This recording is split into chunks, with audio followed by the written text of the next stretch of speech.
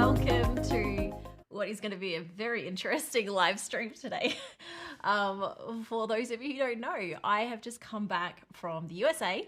I had a short trip with Shane and with Natalie from my team, and we went over to New Orleans to a massive conference that was more of a trade show than a conference.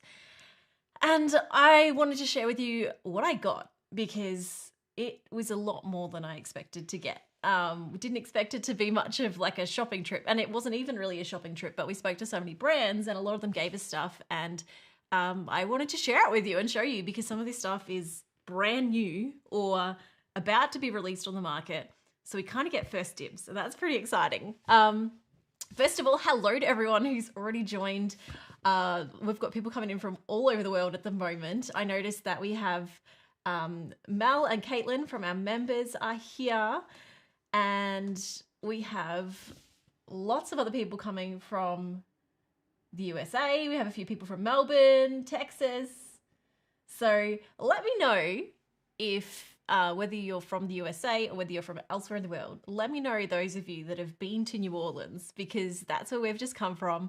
And it was quite a different experience for us than any other part of the US that I've visited. So I'd love to know how many of you have been to New Orleans, or as we say incorrectly here in Australia, New Orleans. The first thing that I learnt when we went over there was how to say New Orleans like you're from New Orleans. Although actually, I believe it's not even New Orleans, it's Norlands. So this is something we learnt. First lesson of the day. So good morning. It is 10 a.m. here in Melbourne. I'd love to say that my coffee has kicked in and that my jet lag has run out, but I'm not really sure that either is true. We came back on Saturday, our time, which would have been Friday in America, after 20, Shane, I'm looking at you. How long was our flight? It's like 20 something hours total. About 3 days. Well, it wasn't really 3 days because you got to count for the time difference. We lost a day. We lost all of Friday in the time difference because we travelled back to the future. I think the flight from LA to Melbourne's 15 and a half on the way back, and then there was a 2-hour flight, and then there's like a 3.5-hour flight. Yeah, so it was a bit. And that's not including all the time at the airport and all the waiting and all that. So it was a long flight from Melbourne. We went through LA and then through to Dallas and then through to New Orleans. And so it was a lot of flying, a lot of airplane food and all that fun. But we're back. I have, I think, adjusted back to the time difference, although, you know, jet lag sometimes can just sort of linger for about a week. So at some point, I'll get someone to make me a coffee during this live stream so that we can push through. It'll be fine. But let me know what time it is for you wherever you are. I think a lot of our Americans, it'll be Wednesday afternoon, I think. It's Thursday morning already here. And we've got someone here from Perth. We've got a couple of people from Canada.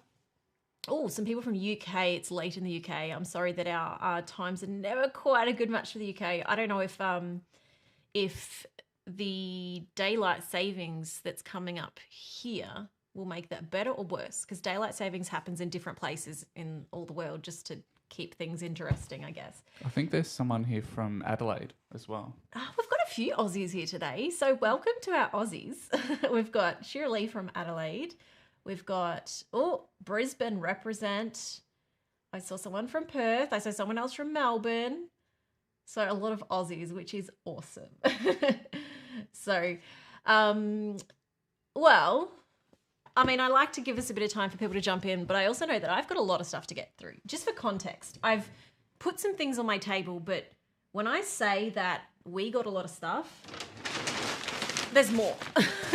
I've put them in Coles bags from Australia. They didn't come in those. Oh, and then there's more. And what you can't see is there's piles here and there's piles here and there's more here. So there's a lot.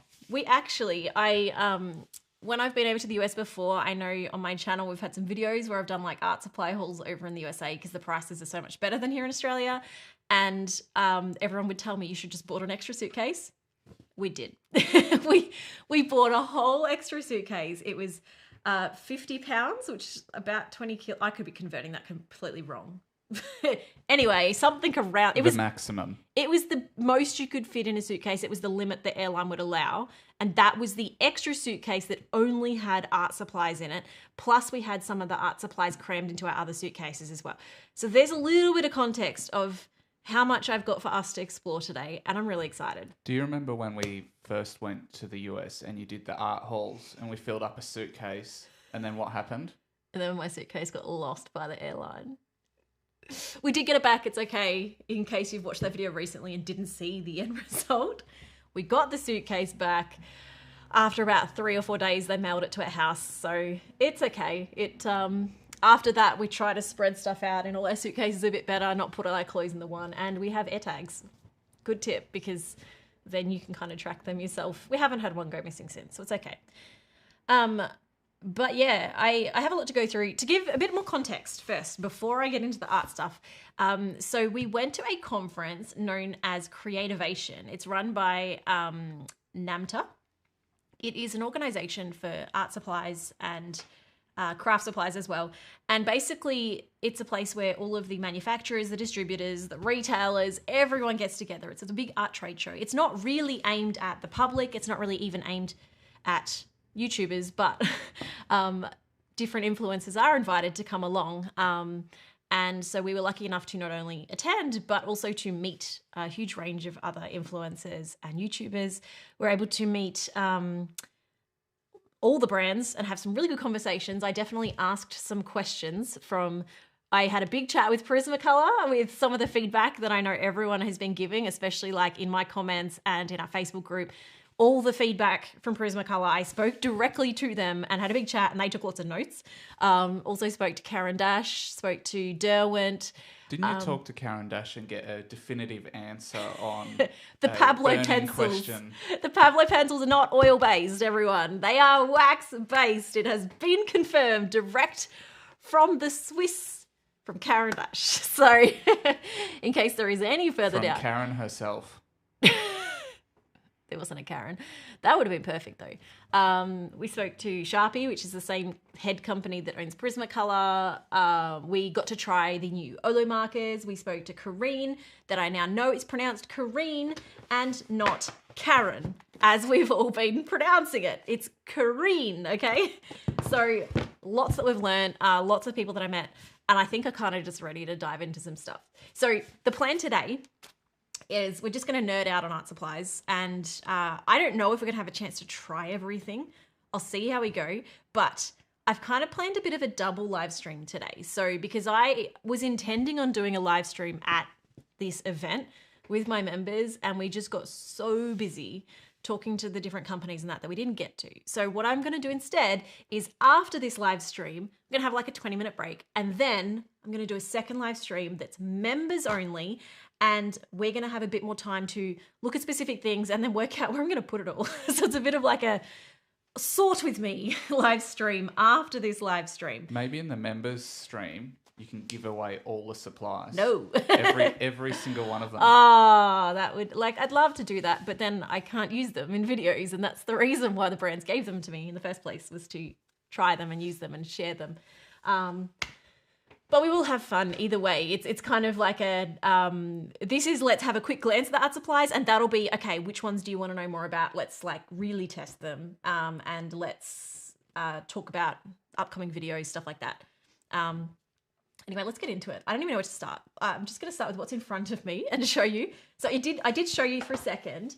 So Karine they gave me this big thing. I need a knife to open these. Now I've only used Karine's supplies once or twice in the past.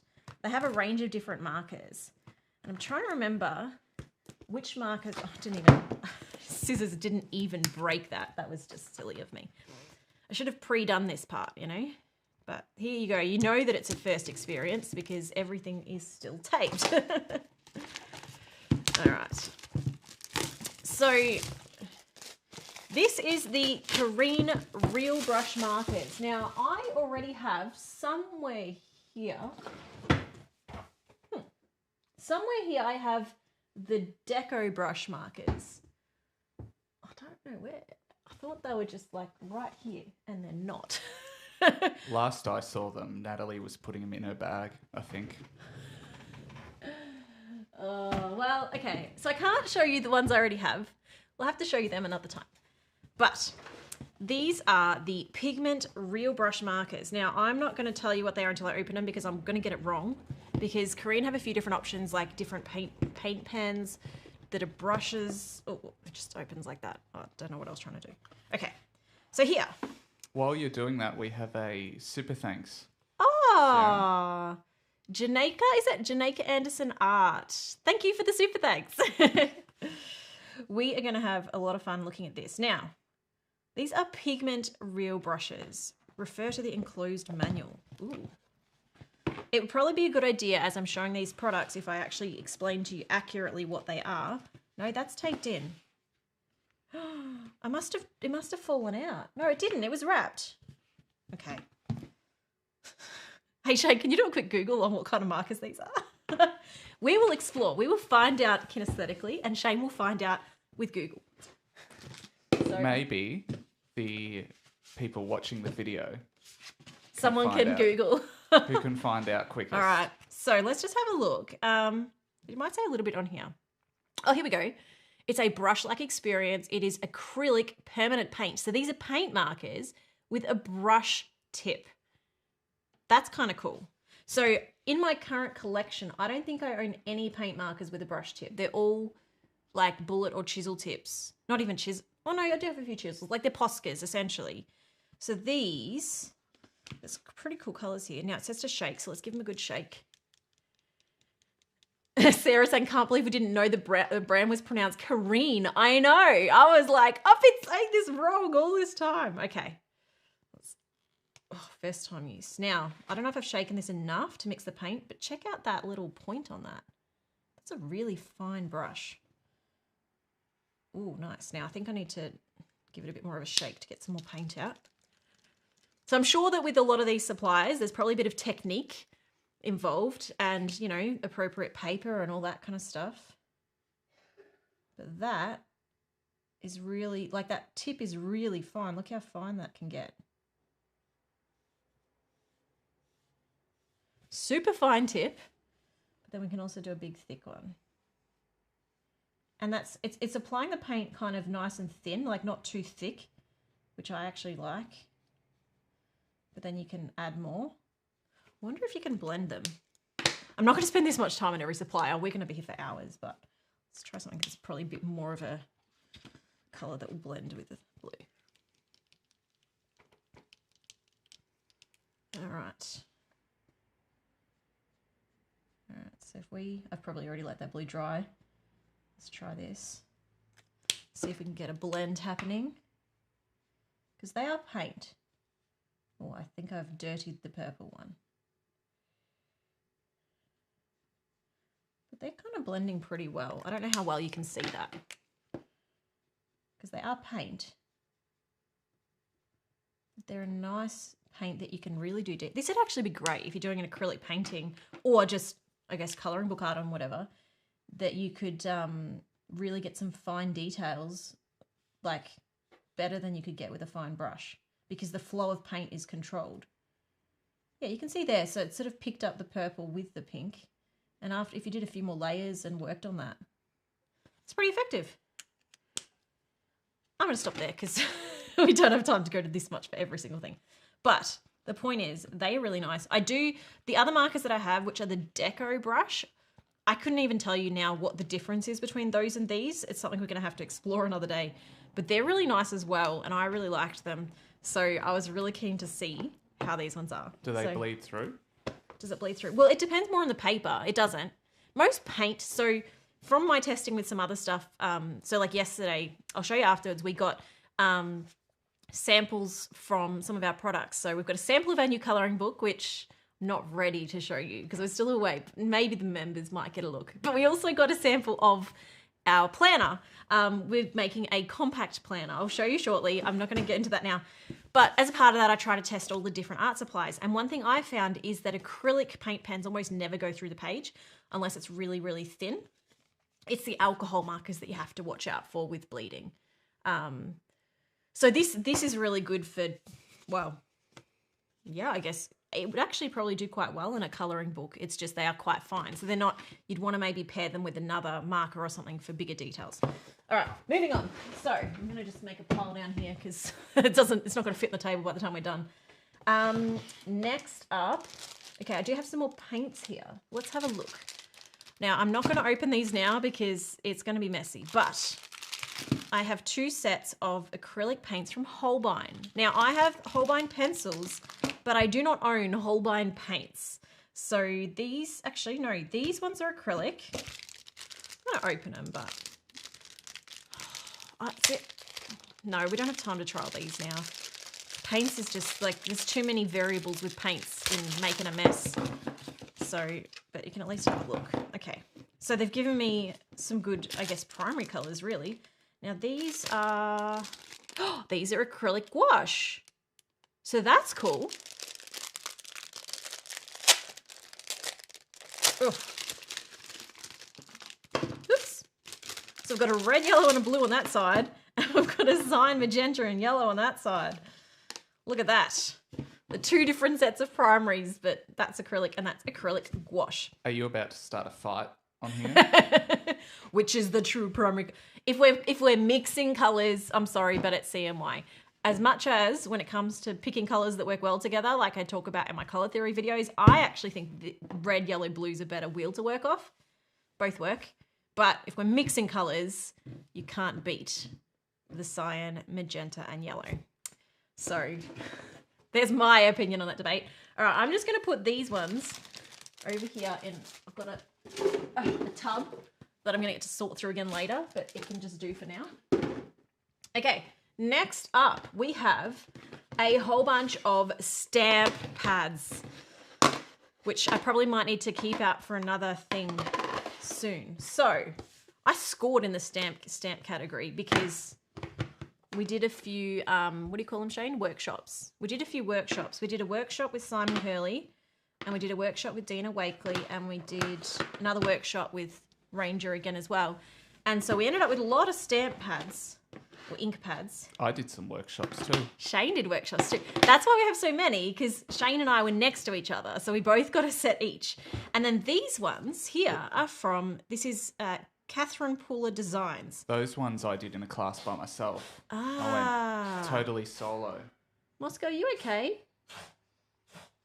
He's sneezing in the corner. Poor kitty cat. You okay? Still going. You okay, Moscow? He's fine. He's fine. Okay, so these are the ones that Shane used. Oh, Shane, do you have what you made here? It might be here. I don't know. If we find it, I'll show you what Shane made.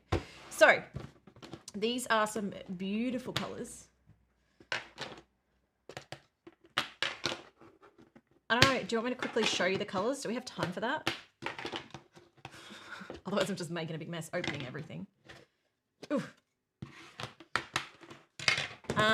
I can probably, so somewhere in my supplies here, I do have things we could actually test these with. Let's have a look. Where we ask. Well, since we're looking at Simon Hurley, I also have another stash of really cool stuff. These were also from the class with Simon. And these are, I believe these are either brand new or the colours are new. So, we have Neon Lunar Paste, which I will show you because it's extremely cool. So we have a few different colours. Teal. Actually a really cool set of colours here. So we've got Neon Lunar Paste. And we've got, no, that's from a completely different thing. But anyway, Gambo Stencil Butter. So this is from the Crafters Workshop. That one wasn't from this same set. I've mixed up a few things. And then we have these. Now, I do have to show you what these do because they're really cool. So that's, again, from the Crafters. We'll come back to those. These are from Ranger, from Simon. So we have Solar Paste and we have Lunar Paste. So these work really interestingly. I know we've got some comments of like, will these be available in Australia? I have no idea. I'm sorry. I don't even know when or if these are available yet in America. And when it comes to Australia, I have no idea. I'm sorry. We might have to do at the end of this, like, well, okay. So one thing that I'm doing this month is I am actually perfect with all this stuff, starting a video where I'm going to explore mixed media for basically a whole month. And in that, there's going to be a lot of supplies like this that I'll be using. Luckily, we've ended up with a whole bunch, but I've got other stuff I've bought as well. And so we'll probably create a few blog posts on my website where we start listing where you can actually buy some of this stuff. So we'll try to include some of these in some of those. I can't give you a timeline for that because I've only just started dabbling in the mixed media, but that's the plan, is that we'll try and, as with everything we do, give you plenty of resources so that you can actually find this stuff for yourself as well. For now, the best thing to do for this video is probably just jump on Google and Google the names of the things I'm showing you. I think for us to put together a list is going to be pretty crazy. If enough people want it, I can get one of my team to maybe try and put down a list of where to get everything and make it like a, I don't know, like a PDF or something. I don't know. Maybe afterwards we can change the description with your favorite products or something like that. Yeah, we could potentially put a few select products if everyone wants them. So if there's like a particular one you go, please give me a link, maybe make a note and Natalie will try and keep track of it in the chat. And so then at the end we can sort of find a few, and in the next few hours we'll update the description of this video so that you can have those links to try and make it easier. Also, a little shout out to Natalie, who is doing a very good job at moderating right now, I can see. So for everyone, please try and keep the chat friendly and let's not spam it. I'm not going to shout out people that ask for shout outs. I just don't do that. So save yourself the trouble and save yourself from getting banned from the chat. Stamp pads are going to dry out. Yeah, thanks. I might just put these back on. Let's do a quick, what I was looking for.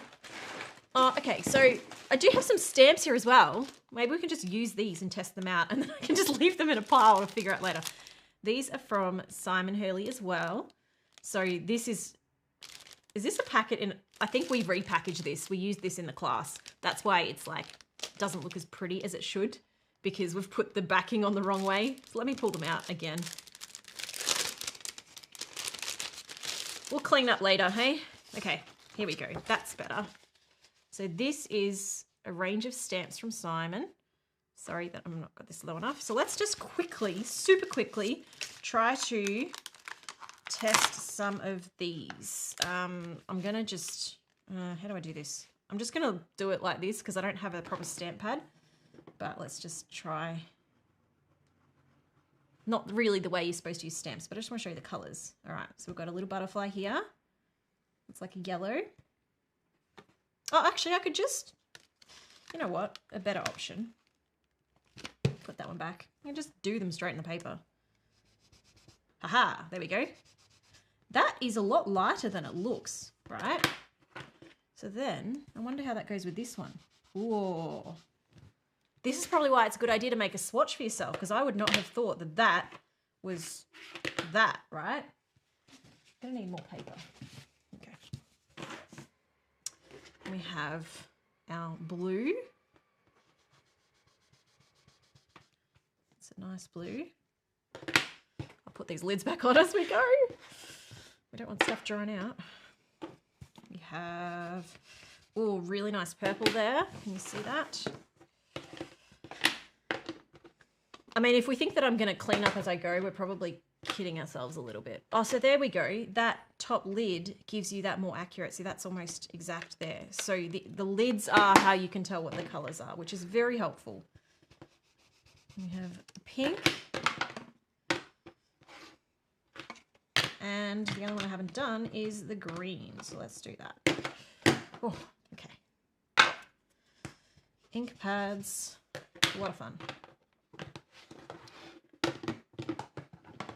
All right. So there's our colors of Simon's. And then what I might do, I didn't get enough pieces of paper for this testing. Let's try these ones at the same time. So these ones are the ones that Shane discovered from Catherine Paula. So this one, whoa. Oh, that's so much wetter. I wasn't expecting that. Okay, so tip. These ink pads are very different to these ink pads. This is far more dry. That one is moist, very moist. Oh, that feels like a sponge cake. So different brands work differently. Keep that in mind. I've never tried really any. Well, there we go. I have tried a few ink stamp pads in the past. Never from this brand. I'm making such a mess on these already. That's how you make art, though, right? We're not messy. We're making art. Oh, look how wet that is. Gee, that's really helpful to know because it doesn't mean that one's better than the other. It just means that you can use them different ways. So that's a really cool, it's a girl is what that one's called. And then we have orange peel. Whoa. That's a really cute set of colors. I don't know if you buy them. I'm assuming you don't buy them as sets, but I really like that palette. Now, from what I understand, most ink pads you can also wet, and in some cases the colors will change, in some they won't. So I'm sure I have, oh, here we go, a water brush. We can have a little play and see if it does, because we might as well, right? So let's just see. Oh yeah, look at that. So by wetting it, we flatten the color, but we also, I think my water brush is dirty because that's going green. Let me just get some of that out. Yeah, there's blue in my brush. Okay, that's not going to help. Apparently Tara has the Bluey theme song stuck in her head. Why is that? Bluey.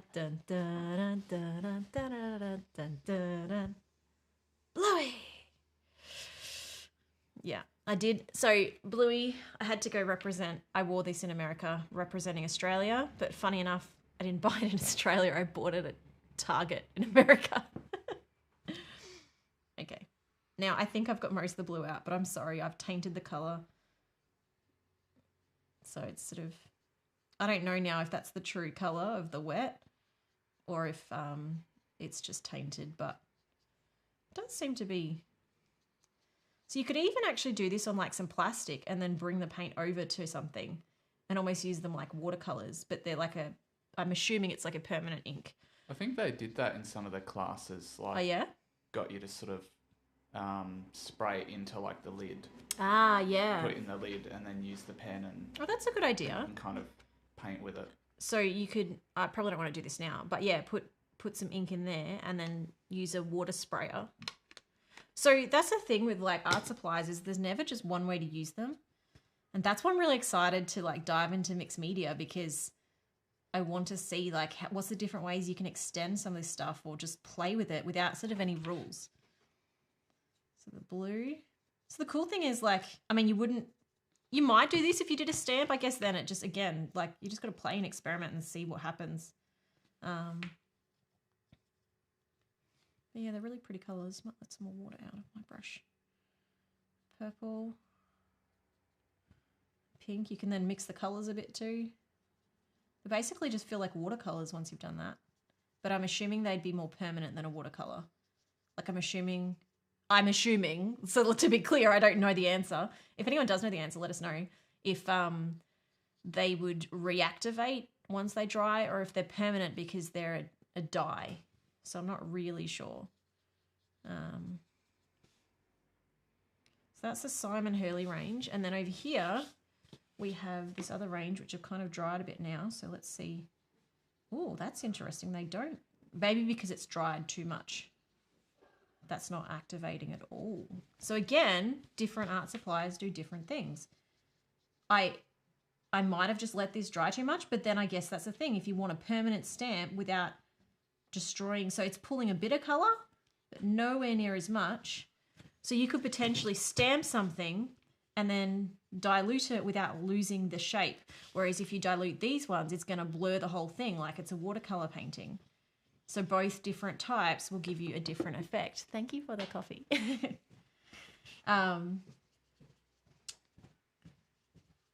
So yeah, that's really interesting seeing how different this just shows the whole thing of like when you get new supplies, play with them, have a go, try different paper, try different, like adding water, adding alcohol markers, like blending, just try all this different stuff because you just never know what the products will do until you give it a go. That's really cool. I definitely wasn't going to spend this much time playing with the supplies, but that's fine. These are fun. They're new. All right. So this just shows like this brand really, really blends in water. This brand does a little bit, but not a whole lot. So you adjust your technique after you've played with the different brands, but I think that's all really, really cool. And I've used up most of the scrap paper that I brought already, so we're going to have to find more paper. That's fine. I have plenty. Have you tried mono printing with a gel plate? Okay, let's come back to the gel plate, all right? Keep the gel plate in mind because I have some exciting stuff to share about that. Okay, well, what do I do? I'm going to put my stamps. Oh. I've got, so, this is my current box of mixed media stuff that I bought, right?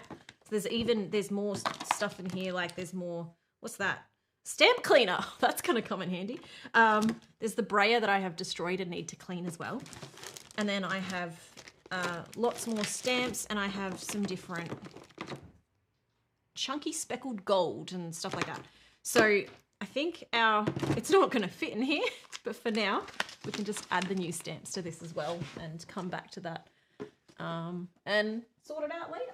Ooh, okay. Now these ones. We do want to try these. So what have I got here that I can try these on? I've just got a piece of paper. That'll do for now. Now for these, I'm probably going to want something to use. What have I got? Bags. Admittedly, as much as we got a lot of plastic, it saved my luggage because there was, I don't even have them here because they're in our sink. We got some marbling paints and they were really cool, but they were already open. And so they had no way to sort of reseal.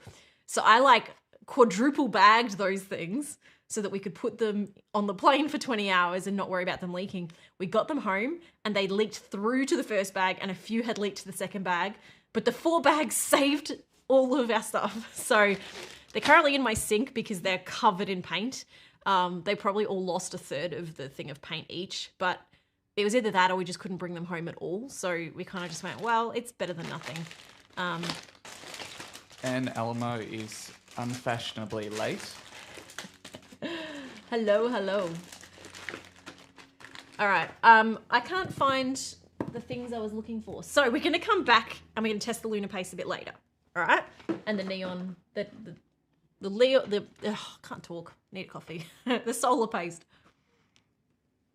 Let me show you some other things. So these two we'll also try when we try those because they're different butter type products, right? All the butter type products are really good for like thick mixed media. And we did get to play with them at the classes. Oh, in fact, I'm going to show you what we did in the class. Shane, can I show yours as well? Shane did some as well. Only if you don't think it's bad. I think it's cute.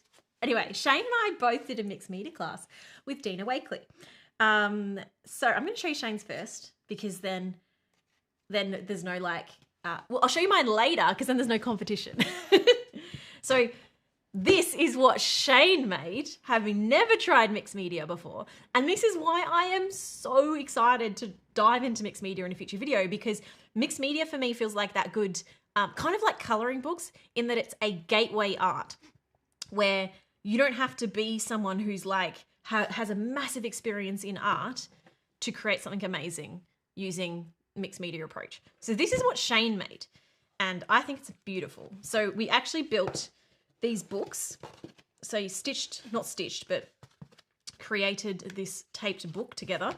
And then these are all the different designs that are mixed media. Now the thing about mixed media is that you can keep building on this. So like this could be finished as is, or you could keep taking it further and further and further.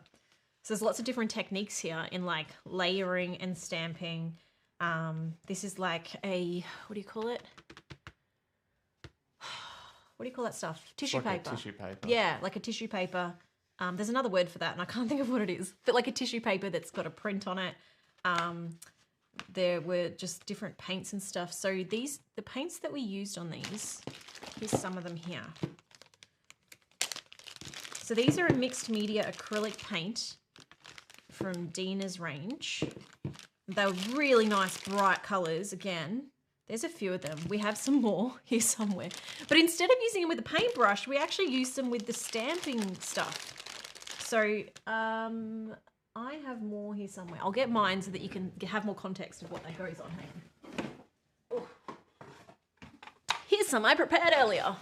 So these are the stamping tools. And I've used these in the past on stamps, like what we just saw. But she actually used these on paint, acrylic paint, which I've never seen before.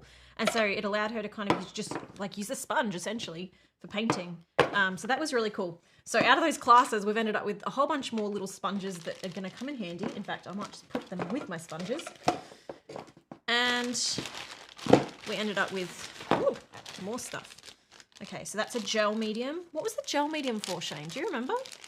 I think that's what we used to attach the tissue paper. Yeah, okay. So the gel medium, something I need to play with more. It's basically, here we go, ideal for adhering collage and mixed media. Ephemera? What's that word? I don't know that word. It can also be used with resist techniques, glazing, and can be used as a sealant.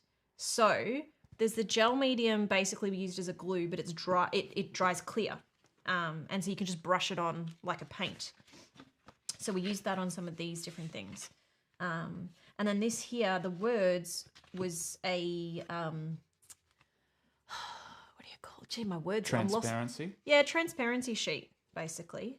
So we had tissue paper, transparency sheets, and just different things that we could layer. So this has come out really, really cool. If you like it, please send Shane lots of heart emojis or something, because I think he did an amazing job.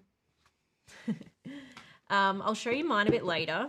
So these are some of the paints, but I'll try to put them aside as with everything else because there are more of them around. Let's move on. Oh, here's some more here. I've got... We recycled to some of the bags. So this is a gorgeous little bag from Sizzix, Stacey Park. Stacey was lovely, by the way.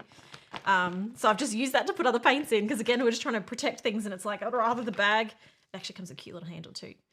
I'd rather the bags get damaged than my expensive suitcase. So sorry, Stacey, but it came in handy and it was wonderful. So we also have, oh no, these aren't the same. These are different. What are these? Oh. Bags in bags in bags. Oh. Oof. Okay. So many bags that we can use for other things later. Okay, so these. Oh, I remember these.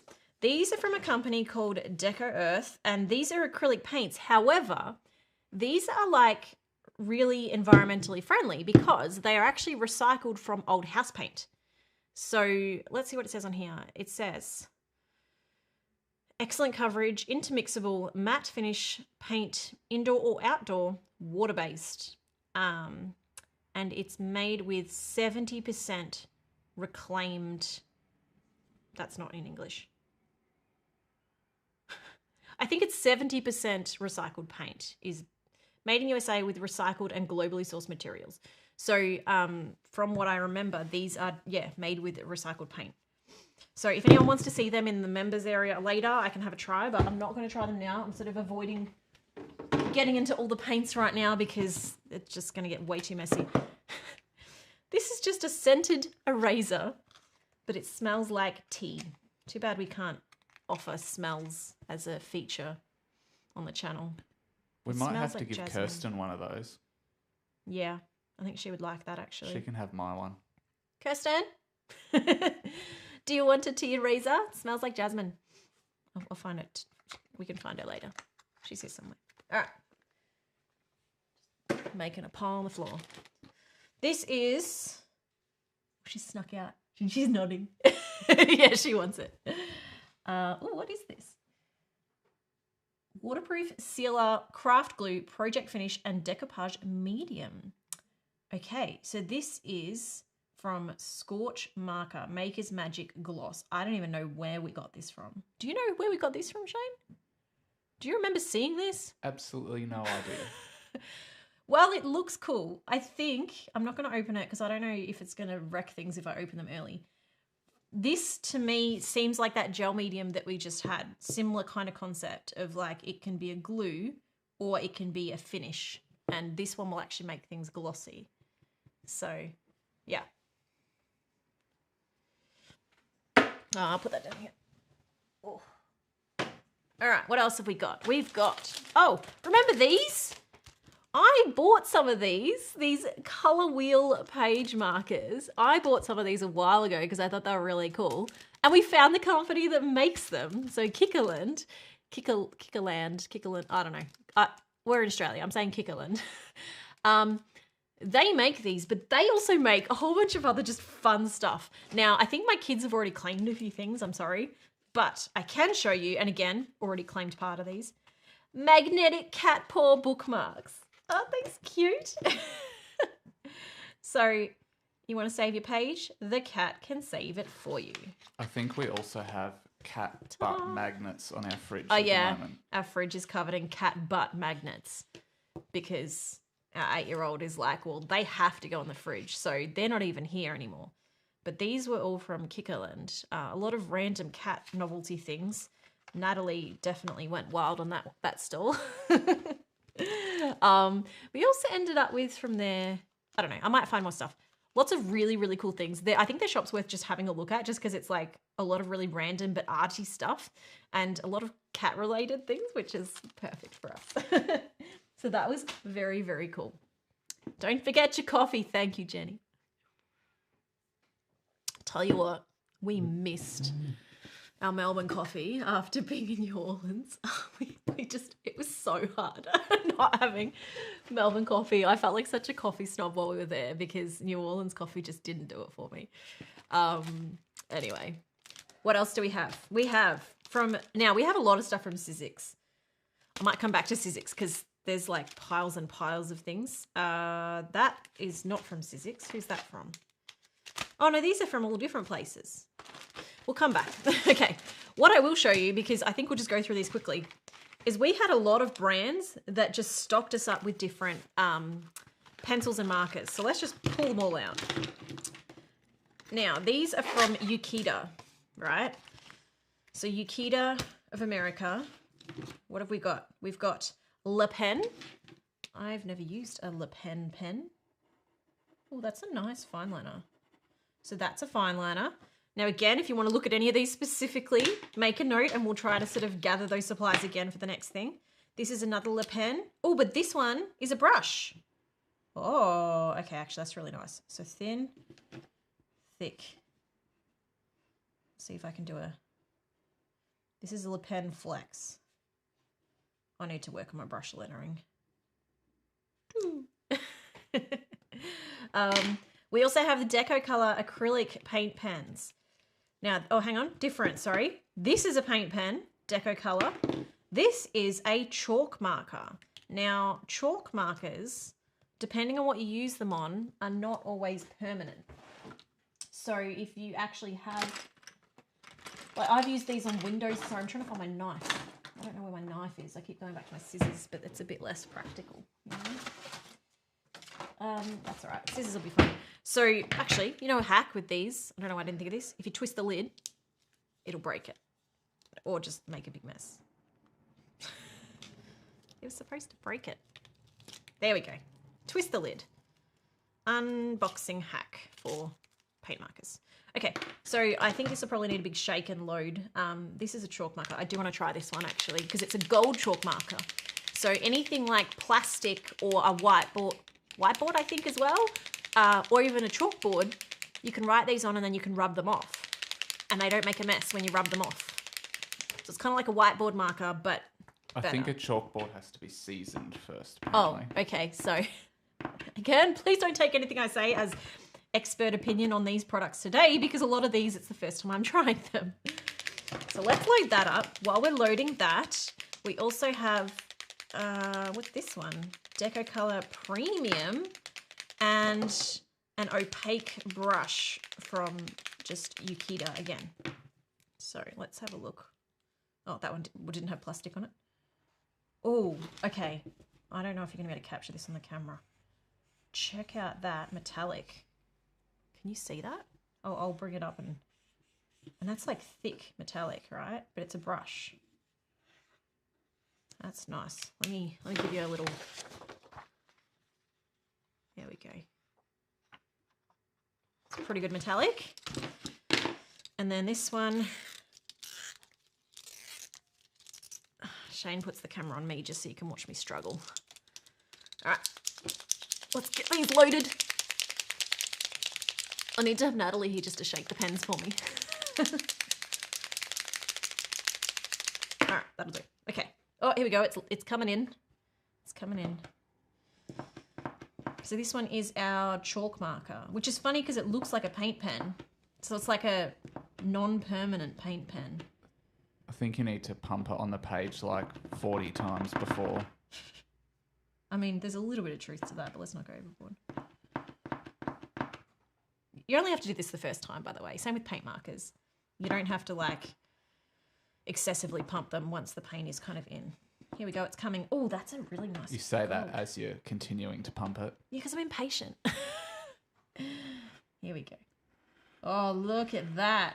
That is a beautiful gold. It's a bit streaky because I haven't pumped, like it's still coming in. Once it comes in, it probably won't be streaky. But that is a really cool gold. Now, I've done it on there, so that's permanent because paper, it's not going to come off, right? But what's something I can do it on? Here's my glass here.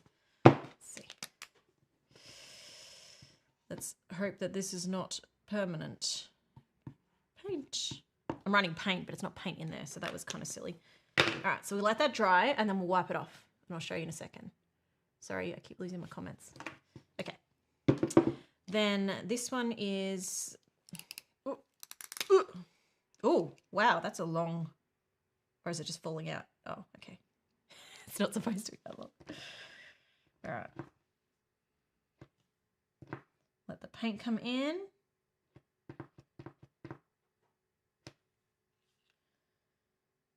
Sometimes you end up feeling like the paint markers don't work, but they just need a bit more time to get started. All right, let's just give that one a bit more shake.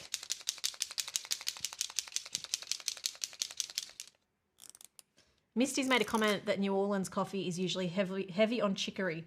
We actually avoided the chicory coffee. I wasn't quite brave enough for that. Okay, it's almost here. Now, I'll show you actually. So this brand is the same brand that I do have some already in my... Do you know what New Orleans is heavy on? Icing sugar. We did have a beignet from Cafe du Monde, and there was more icing sugar than there was anything else on the plate. It was pretty good. All right, so now for context, this is the one that I already have from them. It's an extra fine liquid gold, and it is a beautiful gold, and it's very small, but it does stink, and that's the one thing that puts me off. But I still have it in my drawer right next to me, which tells you that I actually still like it, because if it's not something that I'm going to use, I put it in the other room. So the fact that it's still in my drawer is, I recognize this as being a really good gold. But I'll tell you what, right now, after just that tiny bit, this does smell. So you have to be prepared for that with those ones. I'm assuming this one... Okay, this one has the same smell, but nowhere near as strong as that one that I just pulled out. So this one, I don't know if, and again, I don't know if these are new or what, but this is the Deco Color Premium. So this one is a more of a bronze color, and it's got a soft tip. But one thing this company seems to do really well is their metallics. So let me pick that up so that you can see both of those that we've just done. See that reflection?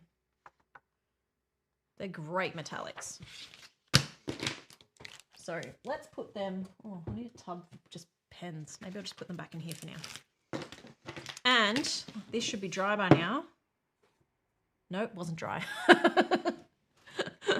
So let it dry a little bit longer, but it does just come off. It's just messy because it was still wet. The point is it comes off. We'll fix that later. Okay. And they also gave us a cute little just notebook. So we'll put that in there. But there are way more pens here from all different companies. We have, this is from Pentel. I like Pentel pens. The longer we stayed there, the more pens they just kept giving us. Yeah, this store, they just kept handing us more and more pens. This is not even all of them, I don't think. Is this also Pentel? Yep. More Pentel. More Pentel. Pentel really looked after us, let's just say. Okay, so we're not going to be going through all these, I don't think, but let's have a quick glance at what we have. I already tried one of these Energy liquid gel pens. They were really nice. Just get this off. Just look at that, it works straight away. Just a really nice ballpoint pen. So my team and I probably won't use these for art, but my team and I will definitely make use of these. We've got a few different colors. This is the same again. Yep. So a good range of colors. They might come in handy for like drawing in a planner. Is that the same? Yes. So there's actually a pretty good range of colors that we've ended up with here between Shane and I, because they gave us both. I think that's actually, they're all different. Huh. There you go. There's another one.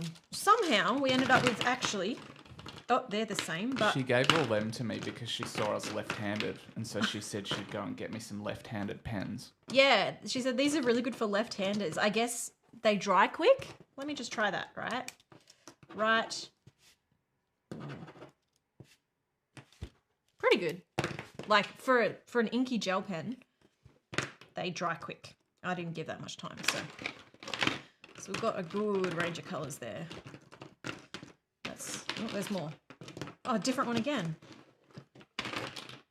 So they probably have even more colours than this, but we ended up with a pretty big spread of those. So those are going to come in handy. Any of them black?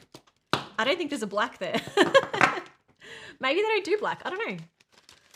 So they are going to be fun for us to use just as stationery. We also have, what's this one? Flowtune. This one is a black pen. Oh, again, it's just nice. I like nice ballpoint pens. Oh, should I tell it? Well, no, it's not really a secret. One thing I learnt when we were talking to Dina Wakely, I asked her what's this one? Oh, highlighter pen, but it's a brush. That's cool. I asked her what does she write when she writes all her scribbles in her drawing, because I'm just scribbling, right? I just make up fake letters. She's always writing something. All of her writing is actual words. It's just maybe not decipherable words. Okay, then we have, these all look the same, point liners. Point liner. Is that the same again? Yes. Okay, so these are their fine liner range. We have 0.5, we've got a few different colors as well. So they're all black. And we have a range of sizes. So we've got a 003, 02, 05, and another zero. Okay, there's 3 sizes. I've got those 3. So what I might do at some point is, like we did with our white pen video, I think it'd be really cool to do a black pen video where we compare all the different black pens. Oh, that's really fine. Check out how fine that is. Whoa. Because finding black fine liners is something I've struggled with. These are really nice to use. I struggle because you either find black fine liners that only work with water, or they only work with alcohol, and I don't know, I don't remember which is which, for one. But then you've got all the different sizes. You've got some that are firm, some that are soft. There's just so many variables that I end up with a drawer full of black pens and I don't know which I like. And that's really frustrating. So I kind of want to do like what we've done with the white pens, an ultimate comparison where we just find them all and we see which ones perform the best. So that is on my list. I don't even know if that's going to be this year. I'll be honest with you, but we'll try at some point to do that. Okay, what else do we have from Pentel? We have another jewel metallic brush.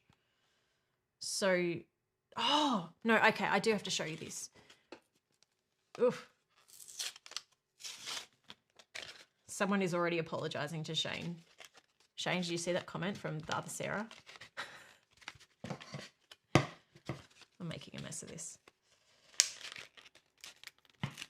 Yeah, we both got art supplies, but I have a feeling that I'm not really going to end up having Shane, any of them. You know that what's mine is yours. And whatever art supplies I have, you can use at any time. Really, though? Really? You say this, but I tried to give him my Caran d'Ache pencils to use and he refused. He went for the Artex instead. All right, how does this work? What do we got? It's jewel Dual metallic brush. I'm going to end up using this wrong. I apologize. We're going to have to just... Because you can't press it. Oh, no. So I did this when they were showing us. I thought this was 2 lids. But it's not. That is not a lid. That is a button. Okay. So you push the button and that's how it's... There it goes. Oh, so the button is loading it. So rather than having to push the base, you push the button at the back. That is a really cool bronze that's coming through. But I think this one, I need to try it on black paper because there's something special about this when you use it on the different paper. This is made in Japan, this stuff. Japanese stuff is always really good. Okay, there we go. It's in the brush now. Not quite.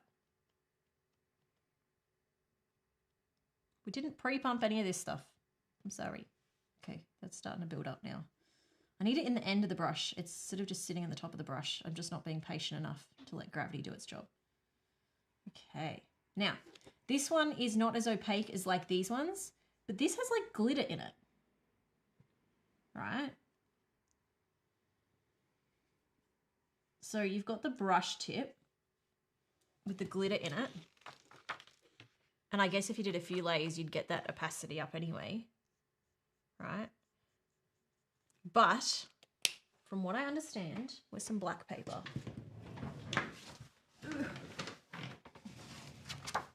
This paper is black paper, so that's going to be suitable.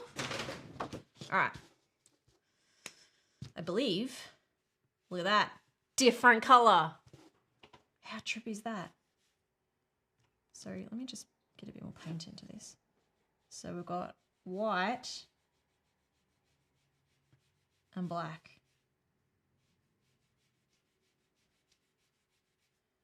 Two totally different colors. I don't even think you can see it as well as I can see it, the two different colors.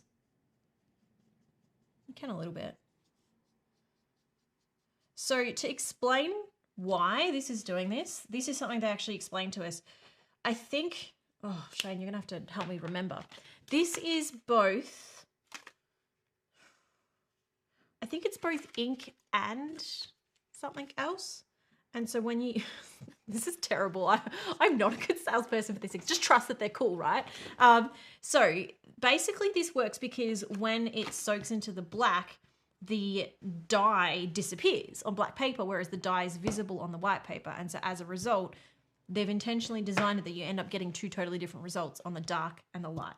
I'm not sure how many colors this comes in, but I do think that's pretty interesting just for a fun thing. So if you had like a picture and you wanted to write across it, across black and white, you're going to get two different colors on the two different sides, which is really cool. So this one is called Pentel Jewel Metallic Brush.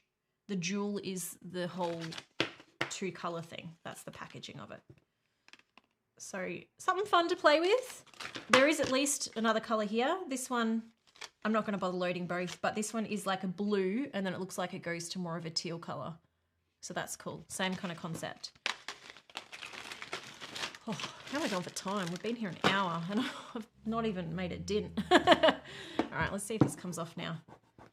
It doesn't come off as clean as I thought it would. But then I'm just using my finger, whereas if you actually use like a wet wipe or something, that's cleaned up pretty well, given that I'm just rubbing it with my finger. Get a baby wipe on that and it'll be perfect. All right. Let's move on. This one is a Pentel Milky Brush. We're going to have to try that with the members because we don't have time, but their other milky stuff is pretty cool. These are, what are these? Does it have actual milk in it? I hope not, because it wouldn't last if it did. That's another brush sign pen.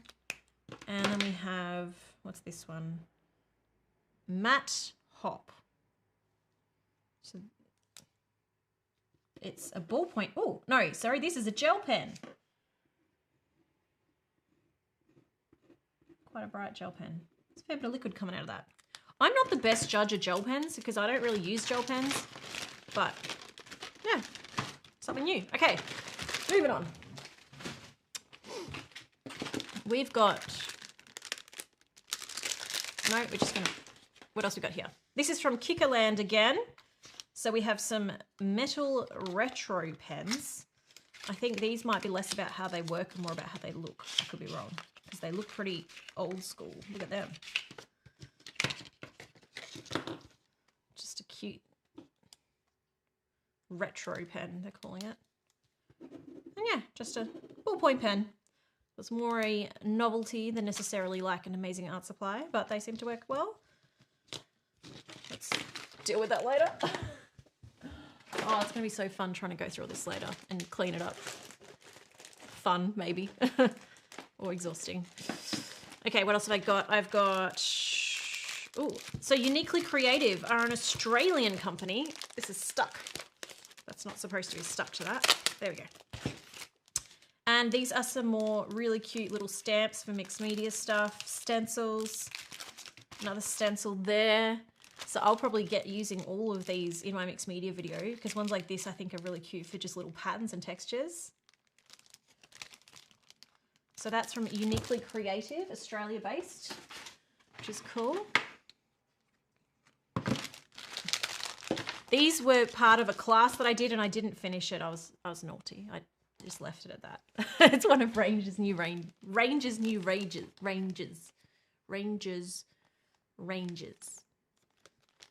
That. So I won't even pull them out. They're just some cool little wooden things. So I painted a few, but I didn't get much further. I'm sorry, I should have shown you the proper thing. I should have finished it. We have a little paper pack here from Violet Studio. It's taped up, but I can give you a quick tour without opening it any further. So just some cute little paper. We have more stamps. So these stamps are from Penny Black. There's a few in here, so let me quickly... I am going to have so many things to stamp with our mixed media project. Woo! Sticky, sticky things.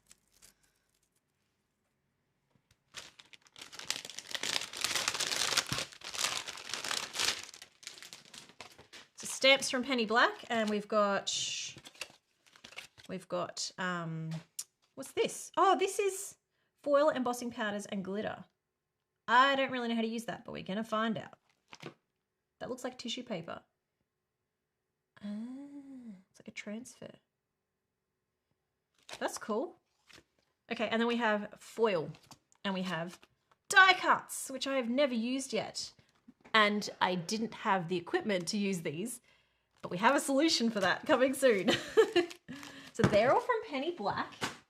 And then we have this one from allandcreate.com. And it is full of cute little butterfly cutouts. So that's cool. All different patterned ones. One thing I found too when you use butterflies is that you can bend them in the middle.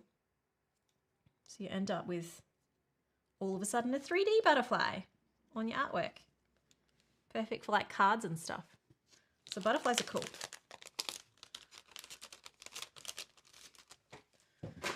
We also have from Sizzix. Now I did say I've got a bunch of stuff from Sizzix, but we'll just start here because otherwise I'm never going to get through this pile of things. These have obviously been used in one of the classes that we did because they're a mess. Oh, but my bad. Shades. This is the range that they have. So, gee, it's really unfortunate that that translates as tampons.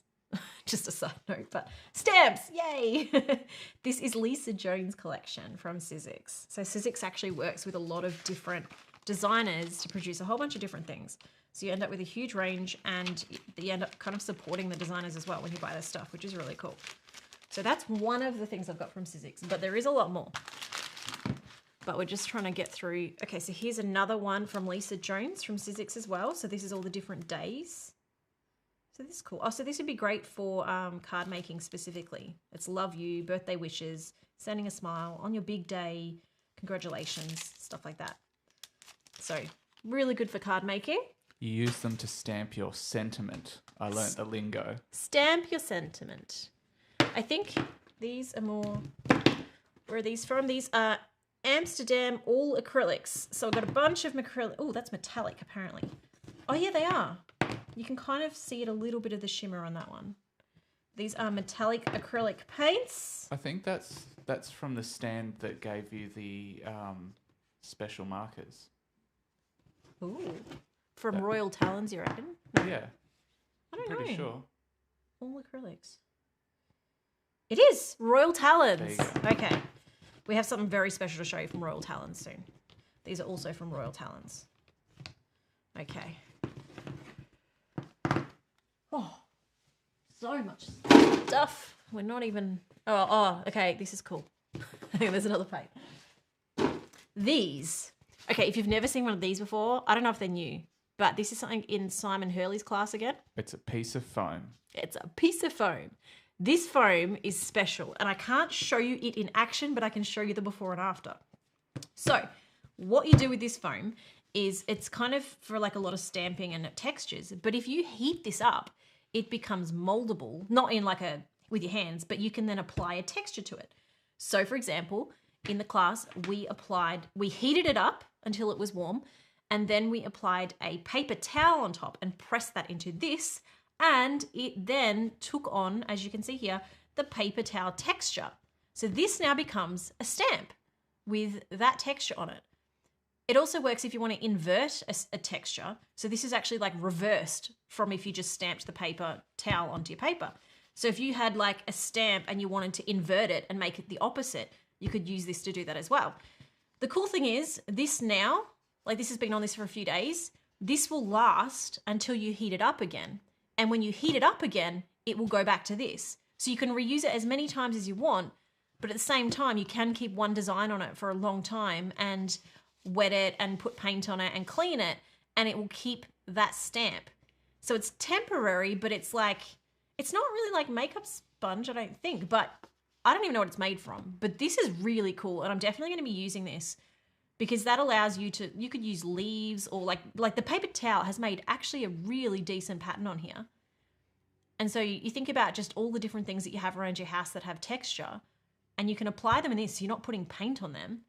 And then this becomes the stamp to apply those textures. So you could really get creative with this. So we've got two because Shane got one and I got one. So I'm definitely going to be playing with this. And it was probably one of the most impressive things that I saw there because I've never seen it before. I don't know if anyone else has seen something like this before, but it does look fun. This was from Simon Hurley. So I'm assuming it's available on Ranger's website or Simon Hurley's website. If it's not available yet, I'm sure it will be soon. So those are a lot of fun. Okay, we have Crafter's Companion. We have, this looks like, it's a stencil. So we've got some cute little stencils. I don't know if you can just see that rather than me opening it. Some cute little stencils from Crafter's Companion. Okay, time to go into our bags, I think. Oh. Just in case I needed a bigger colour wheel. I mean, I do talk about the colour wheel a lot, and when I've done like in-person things, I've been trying to show people how to pick colours with the colour wheel on my very, very small colour wheel. So it's really good to have a much bigger colour wheel. This has like things like teaches you how to do the complementary colours and all that in the back. If you want an easier version, you could just get the colour cube. But both are useful in different ways. So this one is specifically for matching colour. No, this is mixing guide. A guide to mixing colour. It's a bit of both. So there you go. This is also for mixing colours. It's got the shades, the tints, and the tones on the back as well. In the middle, it tells you the complementary colours. And then on this side, it tells you if you add yellow, what colour you get. So here, if you add blue to yellow, you get green. So it gives you a little bit of help with mixing. So that's cool. Maiden Muse, on the topic of heating things up, don't forget your coffee. I appreciate the reminders. It's still hot, but it's not going to be hot for much longer.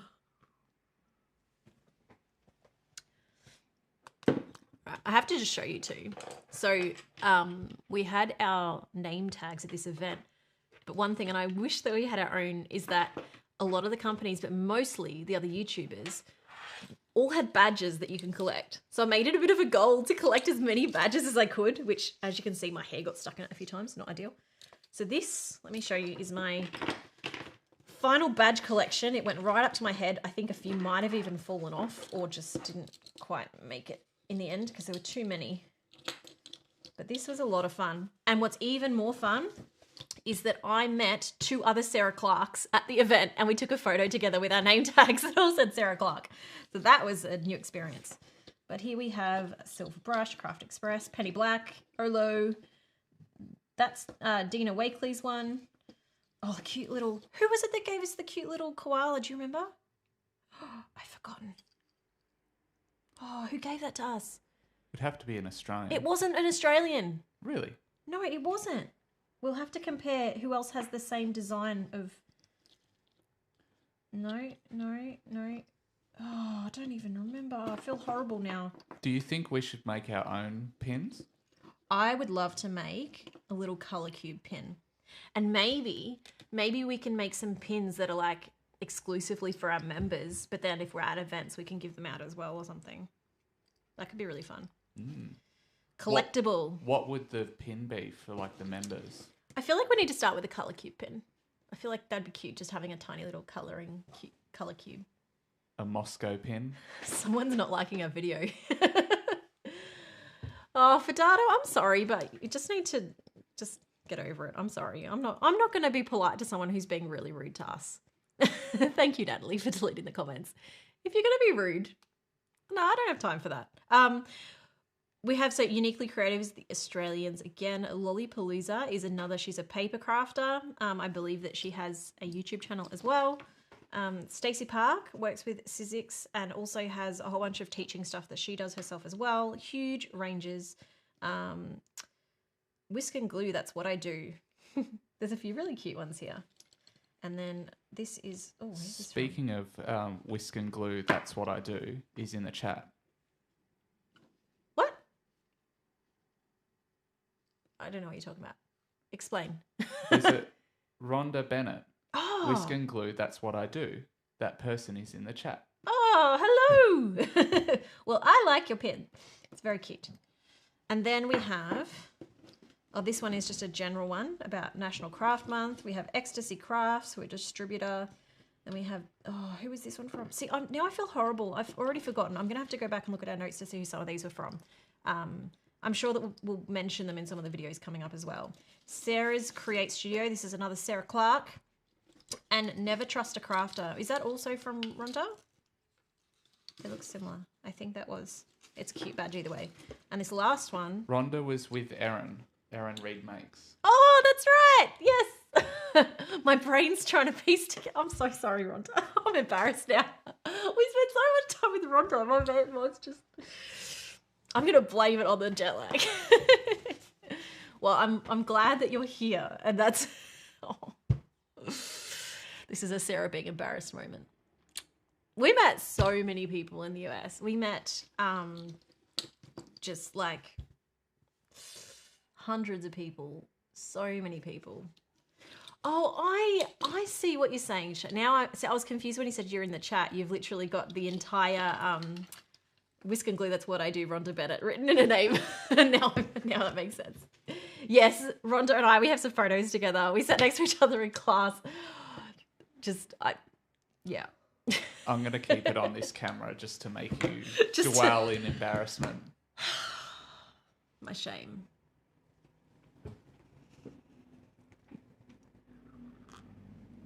So, little shout out to Rhonda, because Rhonda was one of the loveliest people that we met while we were there. Rhonda, do you have a channel that you want to pop in the chat? We don't normally let people shout out for their own stuff, but Rhonda was wonderful. So Rhonda, please tell us what your channel is. Give us a link if you want, and everyone can come check you out.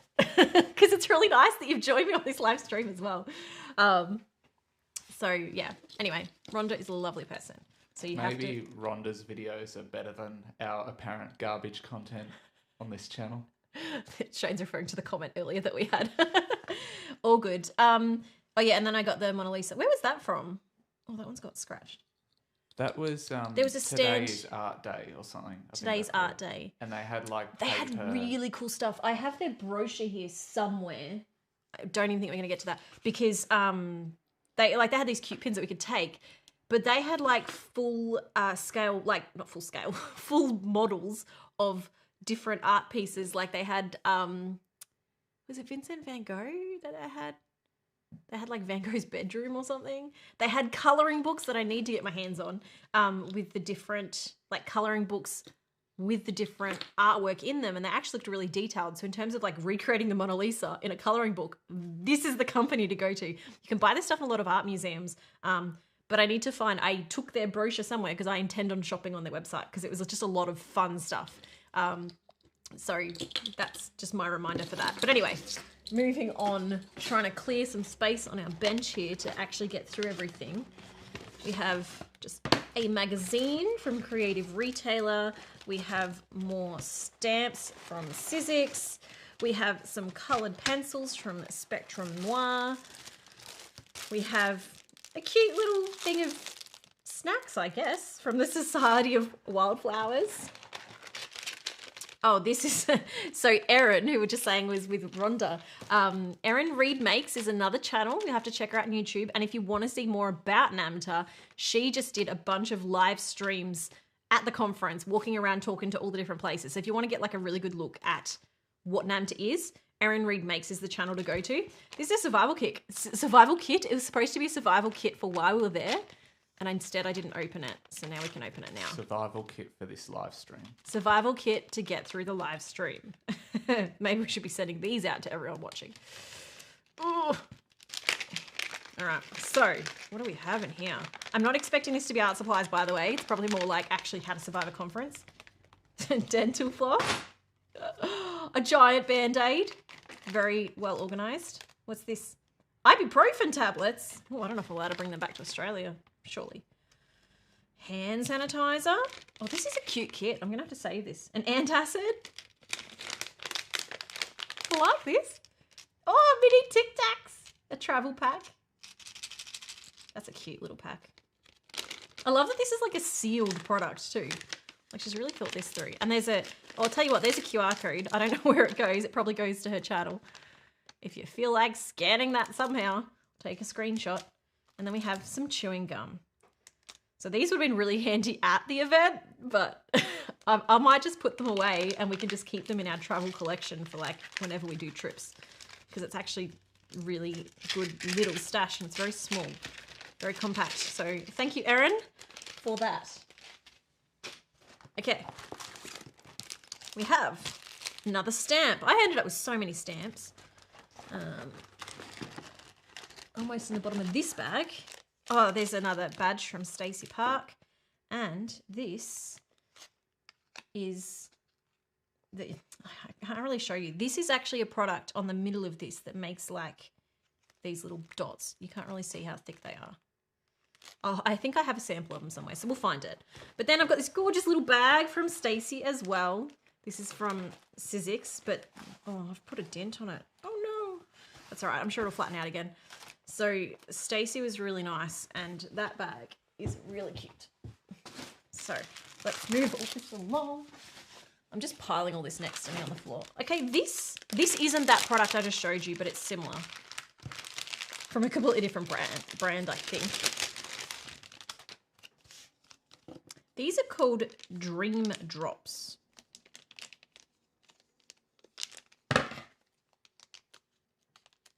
If you want me to like go faster, by the way, so you can see more stuff and less sampling, please let me know.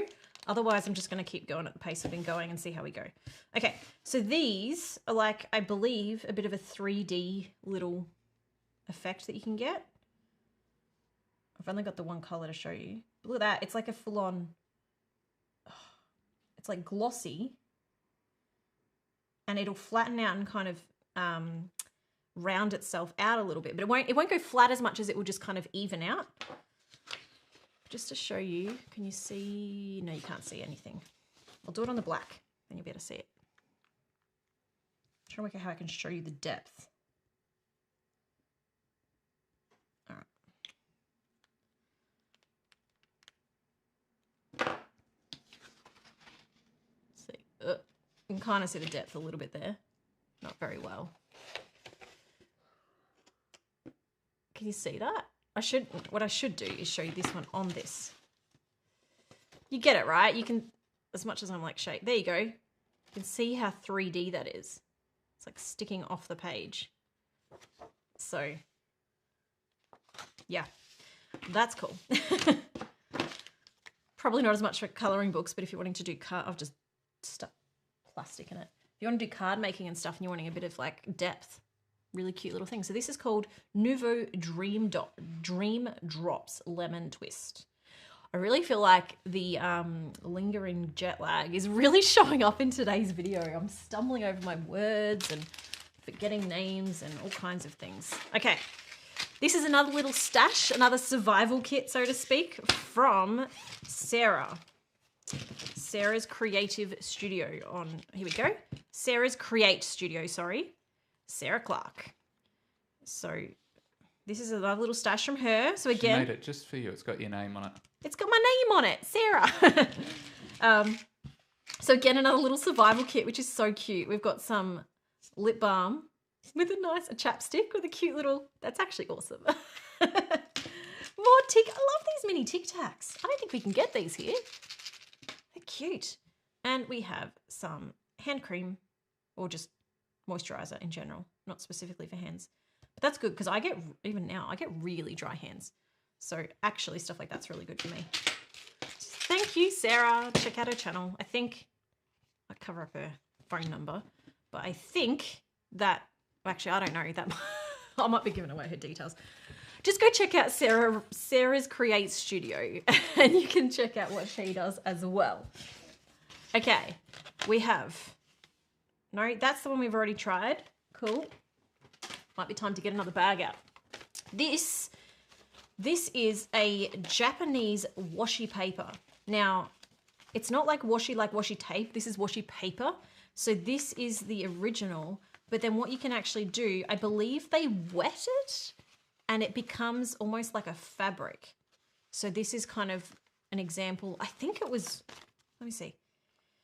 One has been treated and one has not. Okay, so it's stronger and more malleable and abrasion resistant than untreated paper. So I don't know what the treatment is. But basically once it's treated, you can stitch it like fabric. So they make bags out of this or wallets. Like the person at the stand showed me, she had a wallet that she'd made out of this that she's been using for like 5 years or something. So it's just really interesting as like a different type of product. It's paper, but it acts more like a material. So they paint a solution over it. Yeah, thanks, Rhonda. Rhonda's here to help with all of the questions that I've forgotten. Oh, more pens. But these pens, I'm very excited about. Let me just, there's actually a few brands in here. They've all been mixed up, but I'm sure you can see a few familiar names, and this is a new product, the main one that we can see. So let's just do a sort first. We have some Sharpies, which I'll come back to in a second because they're very exciting. That one's just a pen.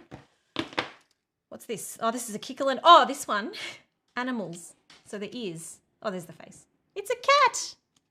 And it's 2 colours on the pen. So you got red and probably blue. No, red and black. Little ears. So that's just a fun novelty pen. We have a Gel Extreme. This is it Yasatomu? I think so. Oh, that's a silver. I don't even know what brand that is. I'm sorry. I think it's Yasatomu. A Papermate Ink Joy. Oh, I did say I wasn't going to try all the pens, didn't I? Not doing a very good job of not trying them all. Oh, this is a white pen. Can't even see it. There we go. Because Sarah absolutely needed another white pen. So a white pen that's like a ballpoint pen. They're more of that. What I want to show you is these Sharpies. I just want to make sure that I've got the other stuff out first. And then the Olo markers are pretty cool as well. Sharpie, Sharpie, Sharpie. I should have at least one more Olo. There it is. Okay. So before I get to the Sharpies, we've got the Faber-Castell. This is a gold Faber sketch marker. So it's a dual tip. So I believe this is kind of like a Tombow dual marker, but it's Faber-Castell's version. What I do like is that this bullet tip on the end is a really nice bullet. It's almost like a slight bend to it. Can you see that? Almost like a slight brush, but it's firm. So that's really nice to write with. And then you've got the brush tip on the other side. So this reminds me a lot of Tombow Jewel Tip. It has a bit more of a smell to it, I might admit. But I think that's something I would use, except that I only have one of them. Then we have the Faber-Castell Pitt Artist Pen, but it's a jewel marker. So I like the Pitt Artist Pens. I actually have a lot of them. That is a lot of ink. Like, that's almost a paint. But it's a Pitt Artist Pen. But gee, that's strong. This will tell. Okay, so it's not really a paint, but it's thick. So that's a really nice brush on that end. And then again, really nice tip on the other. So that's actually pretty cool. I'd be interested to see if you had a few colors, if they would like work well together. Like blend. So this is India ink, not paint. I'm really surprised at how thick that's come out. It's like a really nice thick India ink pen. Then I want to show you the Olos. I know I'm hanging on the Sharpies, I'm sorry, but I just need to give them some space. So Olo is another alcohol marker brand that I have been meaning to try. If you watch ADC Art Attack, he, I believe, has used these before. The thing that I thought was really cool about these, and that they've really listened to audiences looking at other pens and things, is that you actually buy the two halves of the pen separately. And from what they've said, one half of this will give you as much ink as a whole Copic sketch marker. So each of these, so they're kind of like mini pens, really, right? What this means is that when you're buying them, you're buying the half pens. So you can either, so I've done it a few different, you can mix and match. So on this pen, so the dark gray is the brush, which is my personal favorite. And the light gray is a chisel.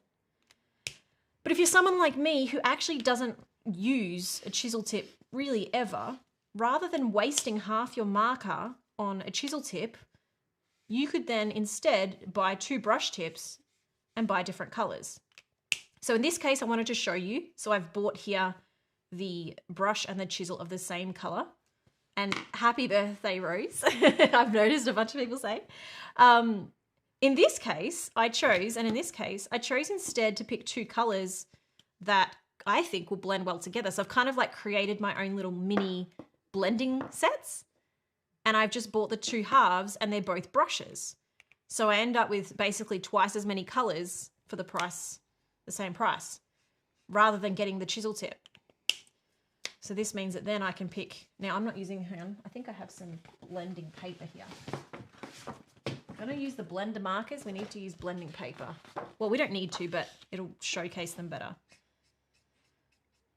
So these perform very similar to a Copic marker to me. I actually really like these. Alcohol markers are tricky because everyone uses them differently. I feel like these let out a bit less ink than an Ohuhu marker, and maybe a little bit more than a Copic. And the brush tip feels like a Copic. So a lot of it is your preference. I know, like, for me, I've ended up using my Ohuhu markers a lot more than my Copic markers in general. Squeaky on this paper. And that's mostly because of the price point. But I still, well, see, even that, I actually like the brush tips on the Ohuhu almost a little bit more than the Copic brush tips. But I think that part of that is just adjusting to them. So it is one of those things of like, I don't know. I need to do a marker video comparing all the different markers, I think, because different ones feel very, very different to each other. And I know some people prefer the tip that sort of moves more. So this one doesn't move a lot, but you do get a pretty strong control, whereas other markers will move a lot. And for some people, they prefer that. I don't prefer that. I like it to be a bit firmer of a brush. I feel like I have more control over it. So these, for me, are actually a really good marker. They fit my preference in markers quite well. So I actually think I will look into getting a bigger set of them. I really like them. Yeah, that's all I have to say about that. Whoops, half of those went on the floor. All right. So the Sharpies. Now, these are a brand new product. I don't know if you can buy them yet or if they're coming soon. I don't know. But I'm pretty excited about these because we all know Sharpie's a pretty popular brand, but they've kind of just done the same thing for a very, very long time. So they've now brought out a new marker, and we rated their samples and tried to get ourselves a full set, but I don't even know. We've got like all kinds of colors here. We got a lot in summary. So there's two different sizes. We've got a big one and we've got a little one. Let me give you a quick preview of both. Have to do it with the teal, right? So this is their big marker, and these are a paint marker. But again, it's a paint marker with not quite a brush tip, but a flexible felt tip. This one isn't a brush, sorry. The other one is a brush. But this lets out a decent amount of paint. And it's a really nice coverage and a really nice color and really easy to use. So that is their markers. I believe you could probably blend them too, being acrylic paint. Maybe not like I've just done. If you just had a normal brush that didn't have ink on it, you could probably then blend them together a bit rather than adding more paint. That'd probably be a better approach. Those Olo markers, can you blend them without using blending paper? You can. Most alcohol markers you can. The reason that blending paper is good is because it doesn't soak up as much of the ink.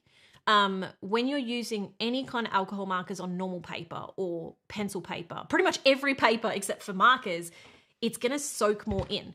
And so like watercolor paper is the worst for alcohol markers because the more that soaks in, you end up using a whole lot more ink, and you can then blend them, but it won't sort of reactivate the ink. It'll just keep soaking in. So you end up layering them and it uses up your markers really quick.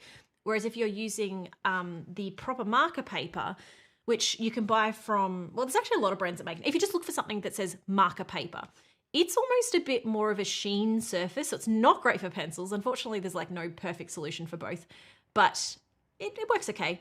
But when it comes to using markers on it, it kind of gives it less, like it slows down the drying time a little bit on the marker. They kind of sit on top. So you end up using a lot less ink, and you can kind of blend them and also reactivate them a bit. Like if I go back to this one that I've already done and sort of color, that's the wrong marker.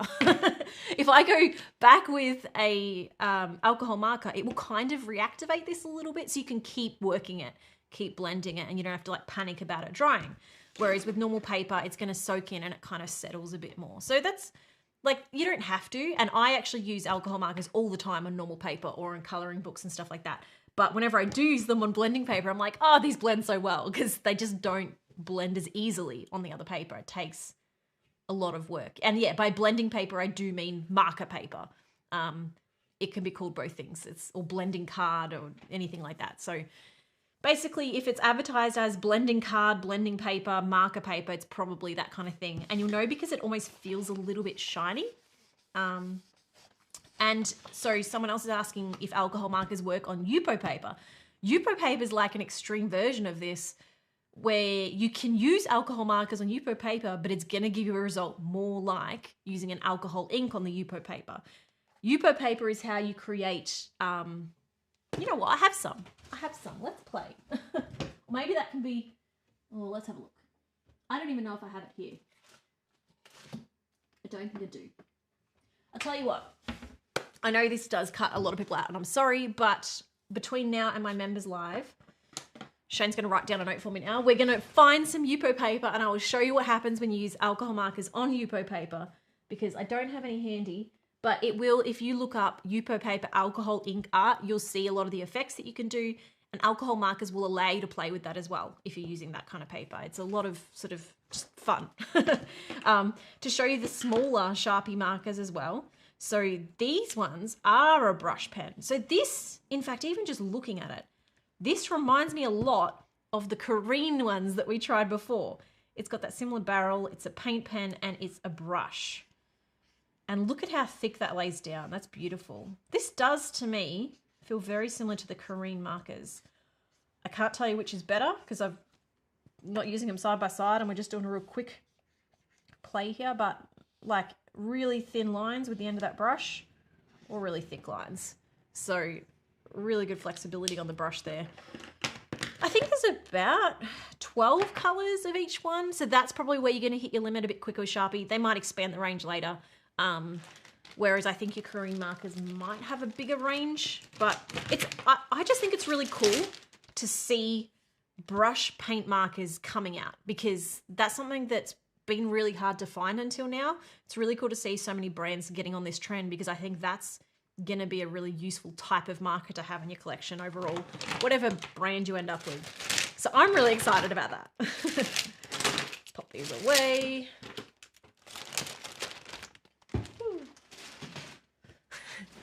Tara says, sorry to distract you, but this whole stream is a distraction. It's okay. Yes, they are new from Sharpie. All right, what else is next? I've got a lot left. I was going to try and keep this to 2 hours. That's not going to happen. We're going to have to hurry up. Okay.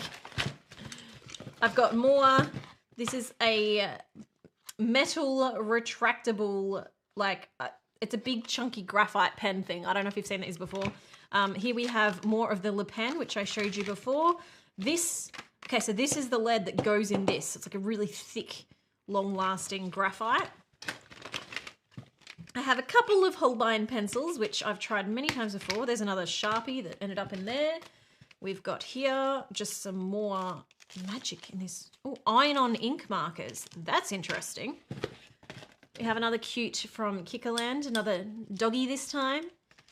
Staedtler fine liner. I've used these many times. I'm sure many of you have used them as well. Really good for like fine details and stuff. Oh, and we have, I don't know what animal that is, but it's cute. So that's that. Let's just pop all this back in whatever this is.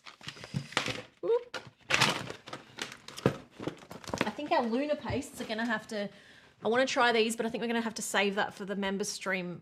Oh, try it. I'll tell you what. I've got solar paste, which you can do really cool stuff with, and a gold lunar paste. I'll come back to them later, but I'll just quickly now show you one of these. I actually don't want to use up all my teal. Just let me show you really quick. This is the lunar paste. I'll show you a tiny bit and we can play with more later. It's like a butter. It's like a thick paint. And so you can apply it super thick, or you can spread it out. And if you do this on like a paint palette, you can then stamp in this and it will actually, or you can put this straight on your card. Can you eat it? Don't eat it. So just to give you a really quick example, I'll find another stamp before that dries. No, I haven't gone through all the stamps, I promise. Oh, here you go. Here's a big bag of more stuff from Simon. Oh, and some examples. It's what we used on these, right? That's literally it there. Here, we stamped, so we did the paste, and then we stamped it with a stamp, and that made this 3D, which it's hard to tell, because the stamp, it kept its structure in this, so it was like a 3D effect, and then we just with our finger spreaded a gold over it, and the gold went into the cracks. I'll just show you with this little stamp I've just found. So if we stamp that, didn't do a very good job of that, I'm sorry. But basically, yeah, I've done a bad example. It has kept the shape and the 3D aspect of that stamp in that paste. So there is a lot you can do with that, just like that. So that's really, really cool. And then the solar paste, which I won't open now because I'm just going to make too much of a mess, is similar, except that this one, I just said I wasn't going to open it. It's got like a pearlescent sheen to it. You can't even tell on the camera. It's pearlescent, right? But what you can do is mix the pearlescent with, what can we mix it with, Shane? Was it with other paste or was it with paint?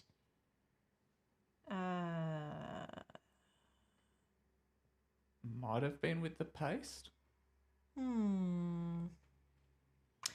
You can mix it with something and it will then turn that thing into a pearlescent colour.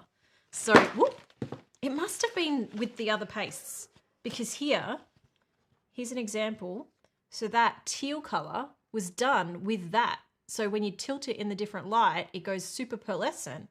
But the actual colour here, I believe, was the straight teal, and it was mixed in. So you can actually mix some of the colours like on a palette or something, and it will turn them to pearlescent, which is really cool. So those ones are with that. These were done too. There's a stamp that did all these circles nice and even like that. So, whoop. Here is just some other things that we did in the session. That was done with that paper towel stamp block that I showed you earlier. So that's an example of how that worked. This bag is just full of all the bits and pieces from a few of those classes. So this is from Dina. These are from Dina. Excuse my mess. Let's just leave that for now. These are some of the transparencies that she had. I'll be pulling all this out in my mixed media again because right now I'm just making a mess. This is something you can use. Also, you could just get like a cake thing, I guess, but you can use this on those pastes. See that? And just spread them out. Kind of like your cake decorating.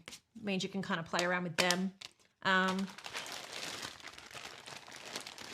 This is really just a big, like, this is only half of this sheet. This was the one that we used in Simon's class, but it's cut in half. The other half is somewhere around here because they split them up between people. But it just shows you can use sections of stamps or cut them up if you want to sort of use smaller stamps or give half to a friend. So lots of things there to play with later. Oh, making a mess now. You should see my floor. Here we have a little collection of different paper samples from Clairefontaine. Is that how I say it? Clairefontaine. So Clairefontaine does that really, really good pastel paper that everybody was recommending to me. So I'll be able to test out all those different papers as well. Speaking of papers, I also... Yupo. We're just talking about Yupo. So this... I've got a couple of different artist panels. This one is an aluminium artist panel, but it's Yupo. So I don't really know, but I think that means that we can do alcohol ink art on this, which is really cool. I think it's the paper like mounted onto aluminium.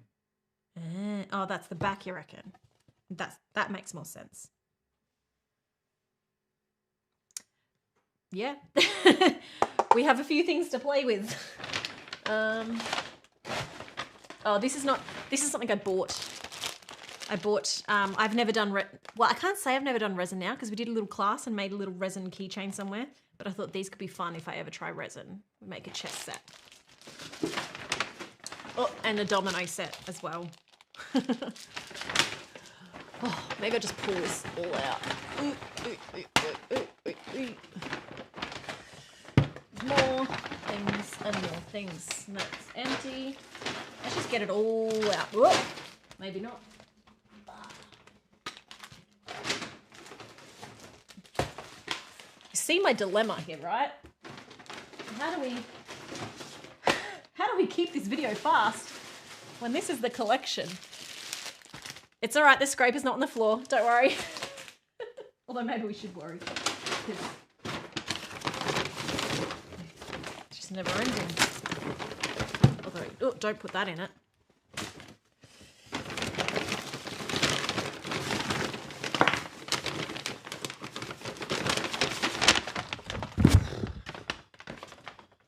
It's knocking the camera. There's more. Let's just go all in.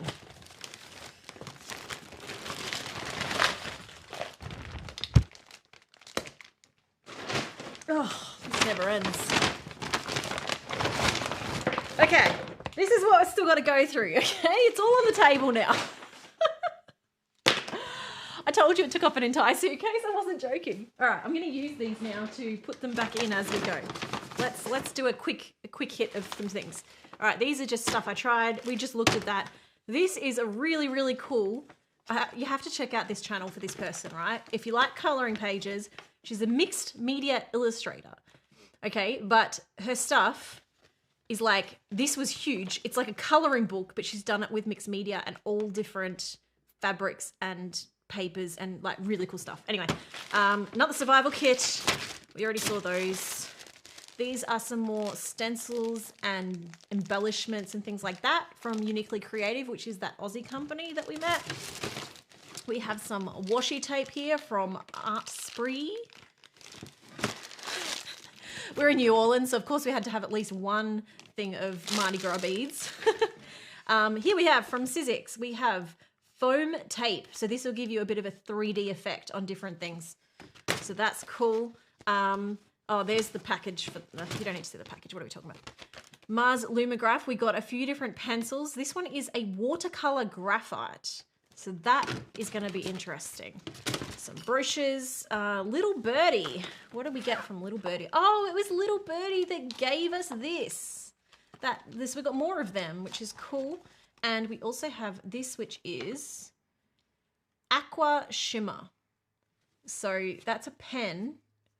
Whoop, that is not how you're supposed to open that. So we'll have to explore that another day. That's Little Birdie Studios. Some extra stamps, extra stuff. I'm just trying to clear out a few things so we can get to the stuff that's like still really worth having a look at. Okay. No, they're just posters. They're for me to figure out later. Okay. Oh, no, we already looked at them. There's 2 copies of some of these. This is Duralar, which I bought some of this beforehand as well. There's I didn't know there were so many different versions. These are all the different versions of like your clear media, right? So that's super, super thin, that one. And then there's like a bunch of different options here. It's hard to tell because they're all clear. Some of them are thicker. And these different types can handle pencils or markers and stuff like that. So I'm going to be definitely exploring a lot of this in my mixed media video because they're the kind of thing that works really well with mixed media. Oh, some brochures. Let's just get, that's the show directory. This is some of just Yukita's pencil information. So I won't bore you with brochures right now. Brochures, brochures, brochures. Oh, we did bring back, no, this is not the right brochure for that. M. Graham make really nice quality oil paints. I got to try some of them. They were quite nice. I'm not sure if I have samples though.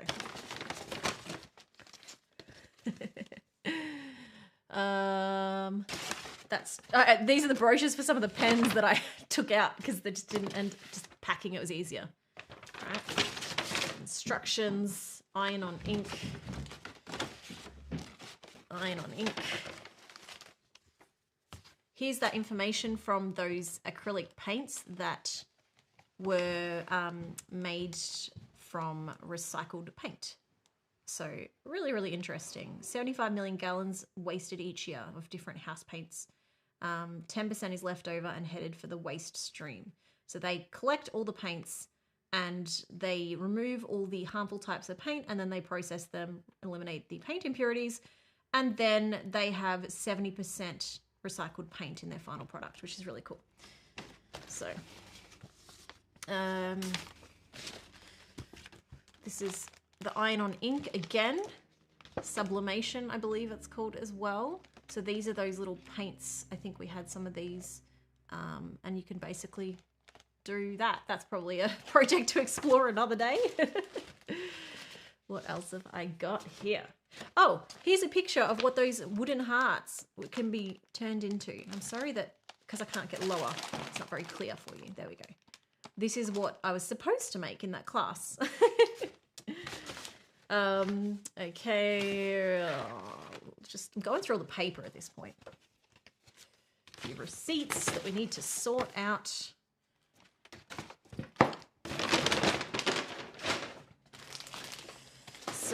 Okay, so Legion actually gave me a bunch of different papers to try. These are all artist panels, so they're all nice, solid. They all have the aluminium on the back.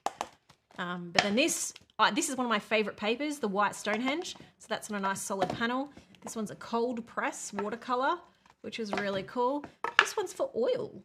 There you go. I didn't know there was a specific paper for that, but it makes sense that there would be.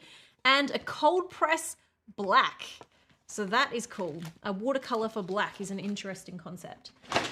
I've got this cute bag with the really old color wheel, which is really cool. So had to get that wonderful little tote bag. Then this looks like the same as the ones that we already explored. And I just dipped my hand in that Luna paste. I should probably put that piece of paper aside before I make a big mess everywhere. It's kind of too late. Ugh. I don't even have paper towel, but it's okay. Rub it in. Can't be that bad for my skin, can it? Okay, here we have keychains that works with their iron-on inks.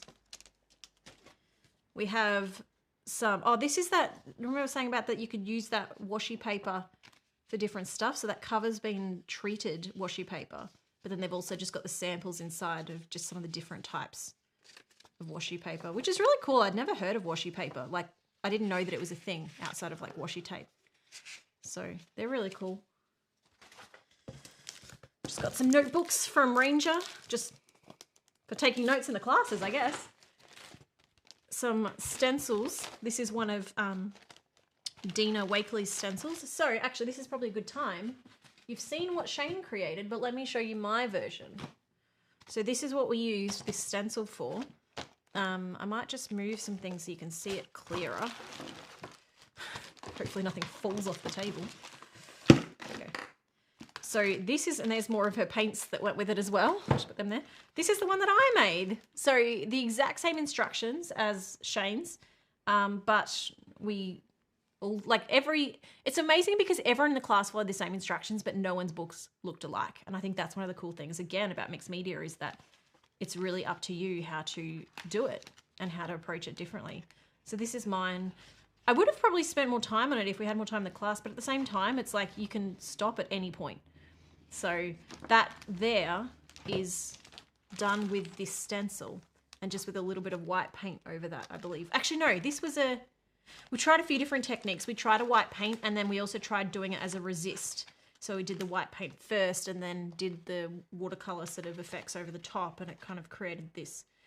There's a lot of techniques that I've probably already forgotten, so we're going to have to just play around and experiment with them again. These are more paints from the Royal Talons.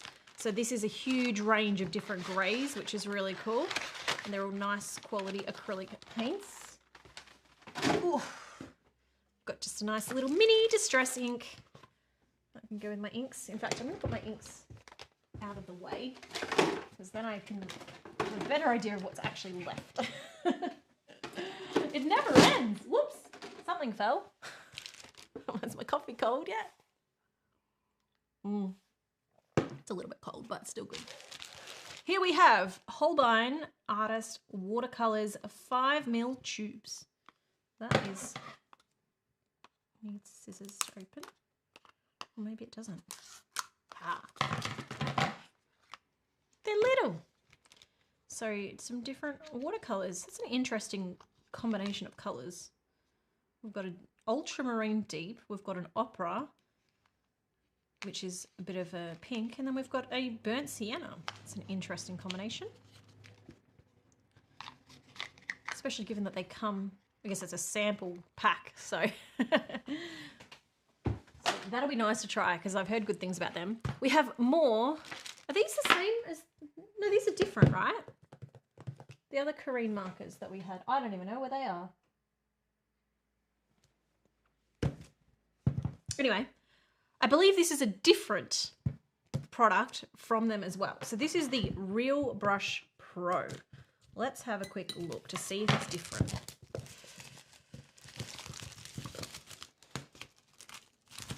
This one has a blender.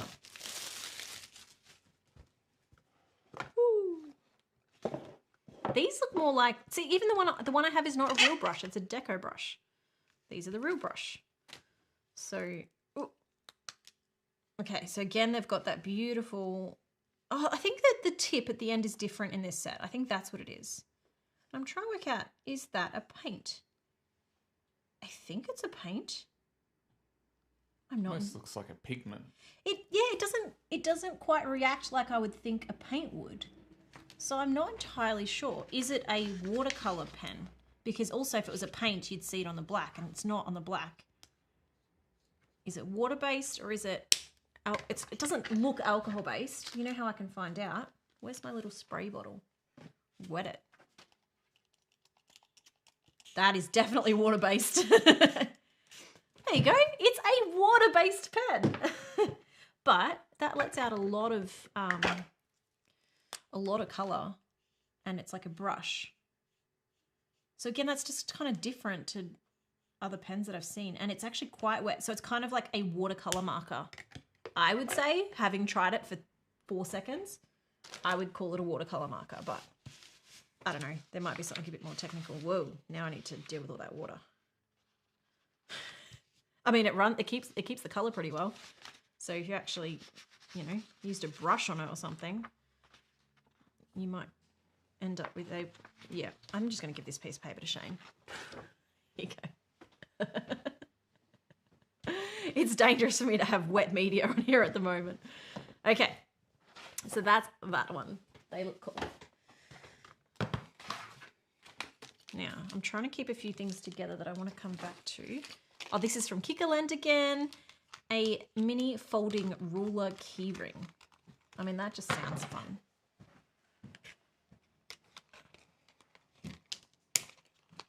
Definitely just getting distracted and spending way too much time on things that I probably don't need to spend way too much time on. How does this... It's like magnet, but how do I... Oh, okay. Aha! Oh, this feels like a tool. You know who would love this? My 4-year-old. He's obsessed with numbers right now, and it's like a game. So this actually would open up quite far by the looks of it. Or you can, you know, just play with it and make shapes. Anyway, I probably should put this down, but how long is it? Let's just see at the other end. It's a meter? 50 centimeters or 19 inches. Decent size. Okay, we've got more clips that have fallen off. What's this? Sizzix. Stencil converters. I don't even know what this is. Do you know what this is, Shane? It's a stencil converter. It goes on that big flat bed thing. Ah. The stamper. Something cool is what it is. Something to play with later. I have Sculpey. I have never used a Sculpey, and I have pretty much almost never done any kind of clay, at least not as an adult. So this is kind of like a really good excuse. Liquid clay. That's interesting. So that'll be a fun one to play around with. More things. We've got another paper selection of sample papers from Clairefontaine. We've got another one from Clairefontaine. This is mixed media paper, extra heavy. So there's about like 4 or 5, I think, in each of these. Oh no, that one says 20 sheets. Wow, that's a big sample. This is a sample sketchbook. This was from Royal Talons. They just gave us the sketchbook, which is amazing. I think because we got them on the last day, and so it was like, here, just take it.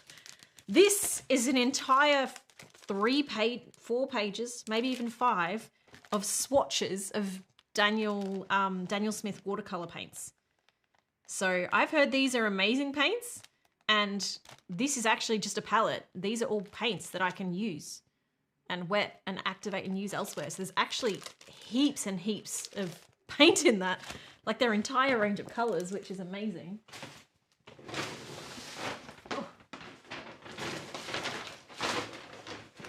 That is not part of the samples. What is this? Oh, this looks like a big gift from Uniquely Creative, the Australian stamping and mixed media card making company. That was the raffle that I had the ticket for, and like just as I handed it to you, we won.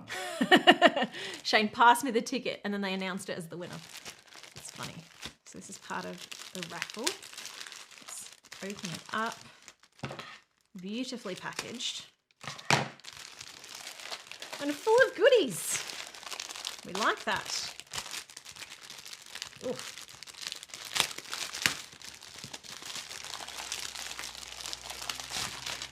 We have lots of die cuts. Lots of flower die cuts, so they're cute. Ooh, this is thick. There is a lot in that. So they're paper patterns, 32 of them. For quick card making, and they match. So I think that this is all kind of like a set that you can use together. So this then is, you can cut them apart. They've got some instructions in the back of how to make the different cards. Heaps of cards here. Sticky dots to raise it. Some ribbon. So this is all part of what I think is like a, here we go, card making pack to make these sets of, oh, they're cute. To make these specific cards. And the instructions on how to make the different cards. So lots of different ones. I'm not much of a card maker myself, but I have some friends. I mean, I just haven't tried it really. But if I don't use these, I know a few people that would love them. But I might end up using some of them in my mixed media instead. We'll see how we go. I do feel like I'm going to have too many supplies to keep at this point, and that we're going to have to give some away. Okay. We bought this for our team. Employee of the moment for the relatively thankless task of, like, your efforts are not in vain. We thought that was funny. I don't know if our team will find it funny. They have to. Okay, we have Staedtler Pigment Brush Pen. Ooh, multi-ink. What does multi-ink mean? Does that mean we have the same? Okay, let's have a look. What exactly is multi-ink? Thank you. We at Staedtler have thought about how we can revolutionize the world of ink. As a result, we have developed an ink that combines the advantages of several different ink systems.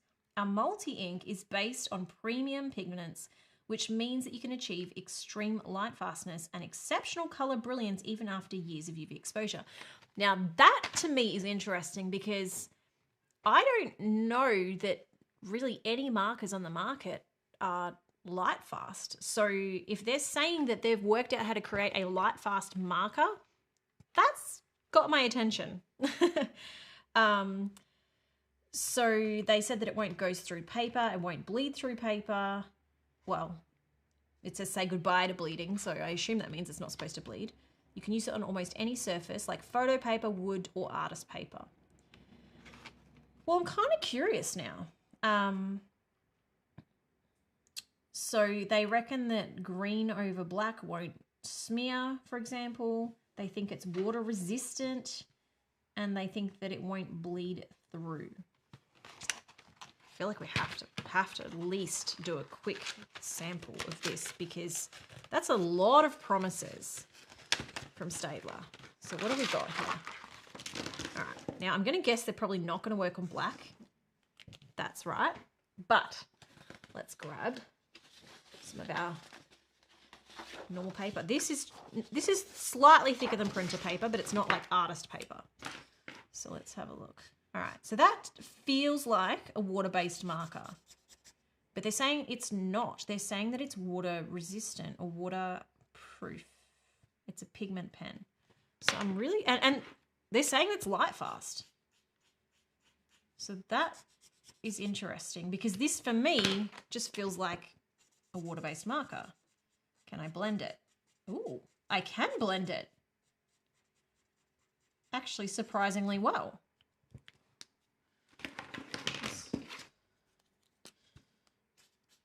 Probably can't blend that because so that's now layering because it's dry.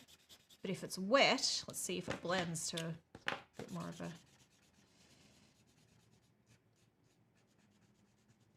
Yeah, a little bit. I mean, I picked two pretty extreme colors, so I'd say that's pretty good. It is pulling up the paper a bit because it gets me because it feels water-based. The way it's pulling up the paper is what a water-based marker does. Well, let's see what happens when we apply some water. Probably shouldn't use a spray bottle. That's a lot of water. Where's my water brush pen gone? Here it is. All right, let's see. Let's get some water out. Oh, it moves quite a bit. But I mean, I haven't let it dry. So at the moment that's moving, but those inks were still pretty wet. So maybe let's just give it a minute and then we'll try this other section and see if it dries and then is water resistant. Because I'm curious. They also said that if you draw with the black, you can then go over with like a lighter color. So we'll come back to that in a second and see. Also from Staedtler, I've got tinted watercolor pencils. Now, tinted is an interesting thing because it's like, is it like a tinted graphite or is it, I think it is. Tinted watercolor pencil with a hint of graphite. 2 completely different effects with one pencil. When used dry, it has a soft and subtle nature.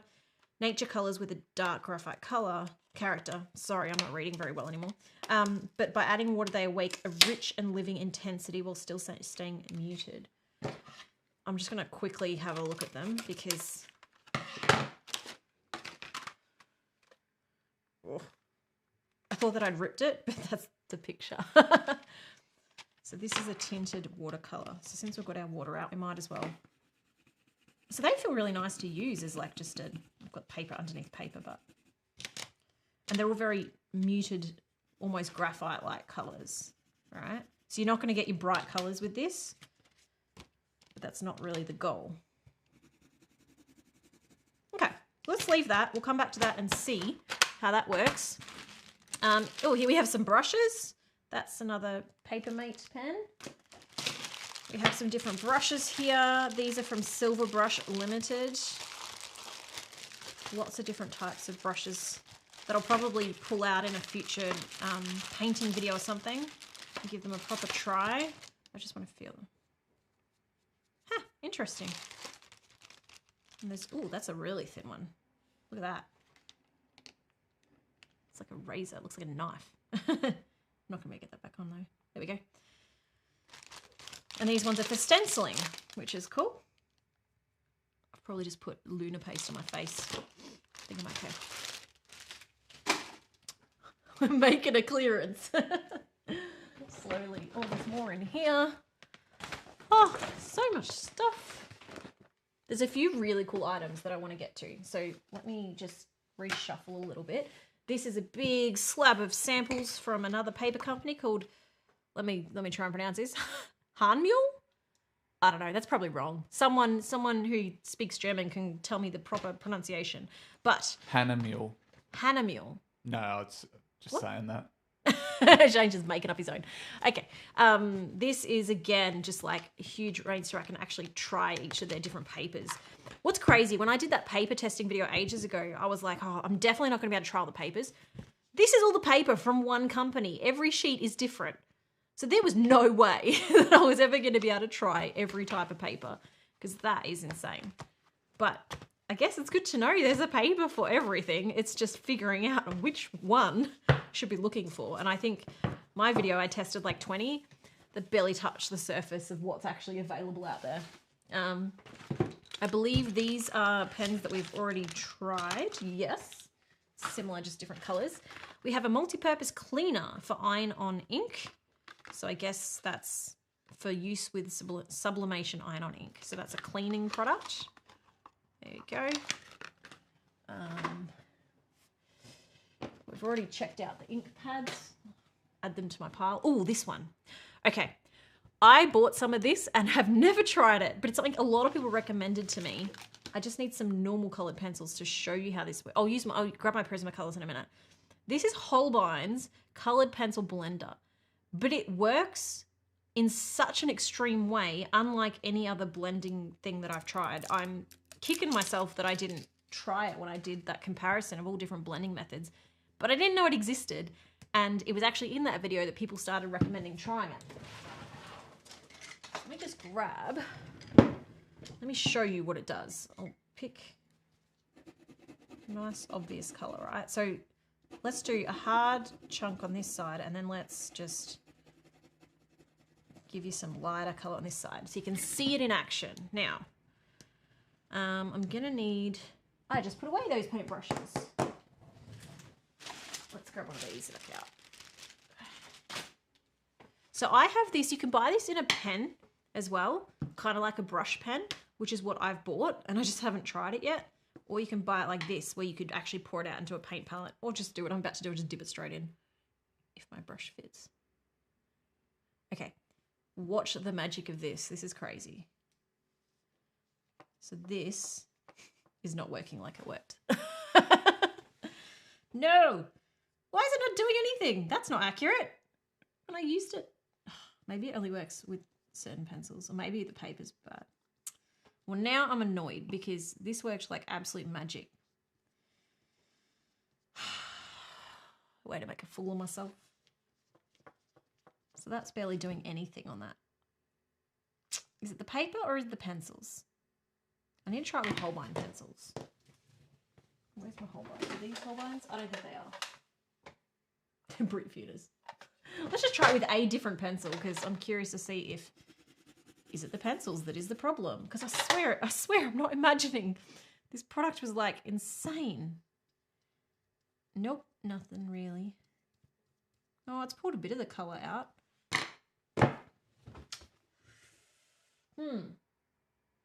Where are my Holbein pencils? That's the question. I don't even know. Wasn't there a little packet of 3? There is, but have you seen the pile next to my desk? No. I put them here somewhere. I don't know where. There's so much stuff in here now.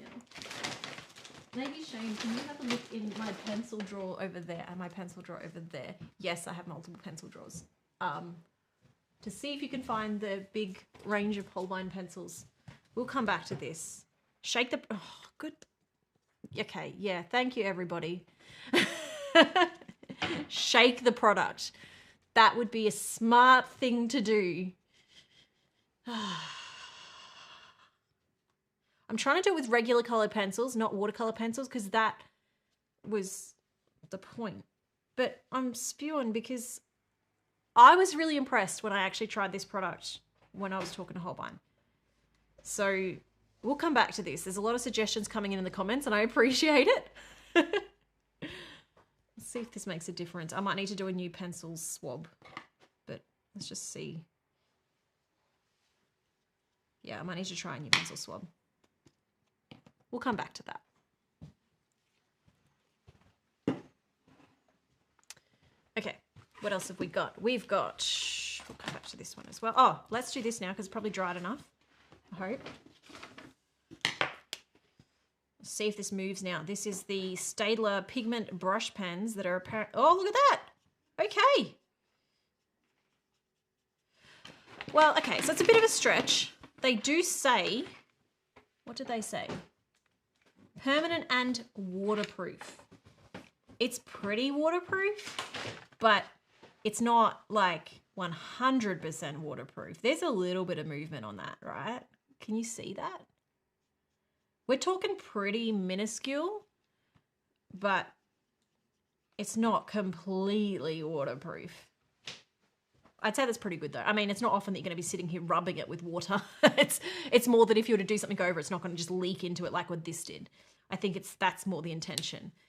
So a little bit, not 100%, but close. And then let's try if we do the same ink on the same ink. It's supposed to not move the black. And I'd say that's pretty good. I don't think, see again, a tiny bit. If you let it dry for longer, it'd probably work better. But given that that's one of the main marketing things of, that's what the main feature that they're saying literally on the packet is that you can do that green over that black and it says 10-second drying time and it says that it won't do what it just did.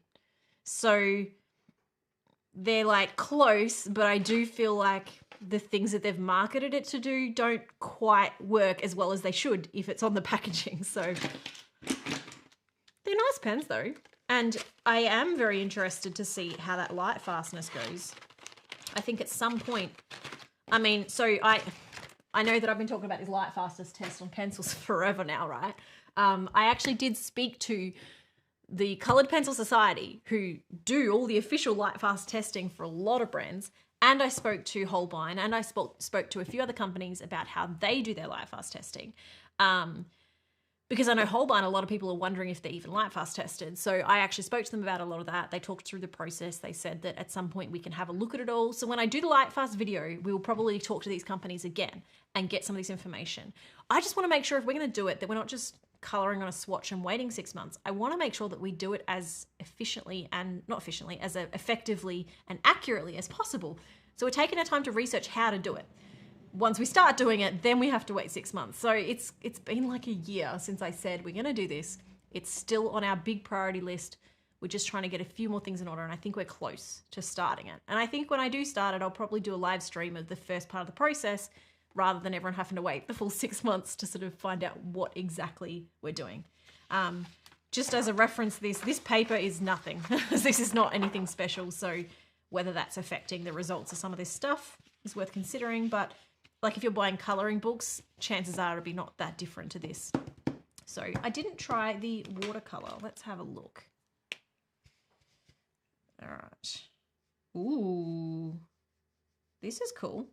So this is their watercolor tinted graphite range.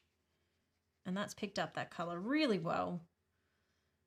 I haven't worked with watercolor pencils much, but one thing I often don't like about watercolor pencils is if you can then see the streaks. Well, these streaks have completely disappeared.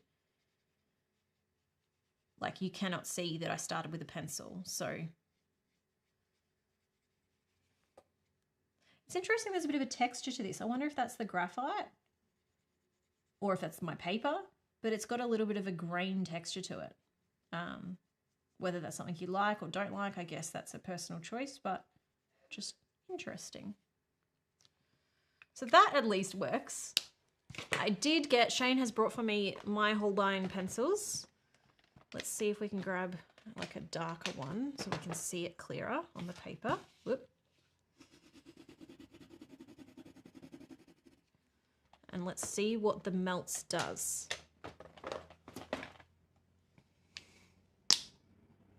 Oh, it's got a little, that would have been a smarter way to open it and use it, but that's all right. All right, let's try this one. Oh, just noticed the end of that's interesting.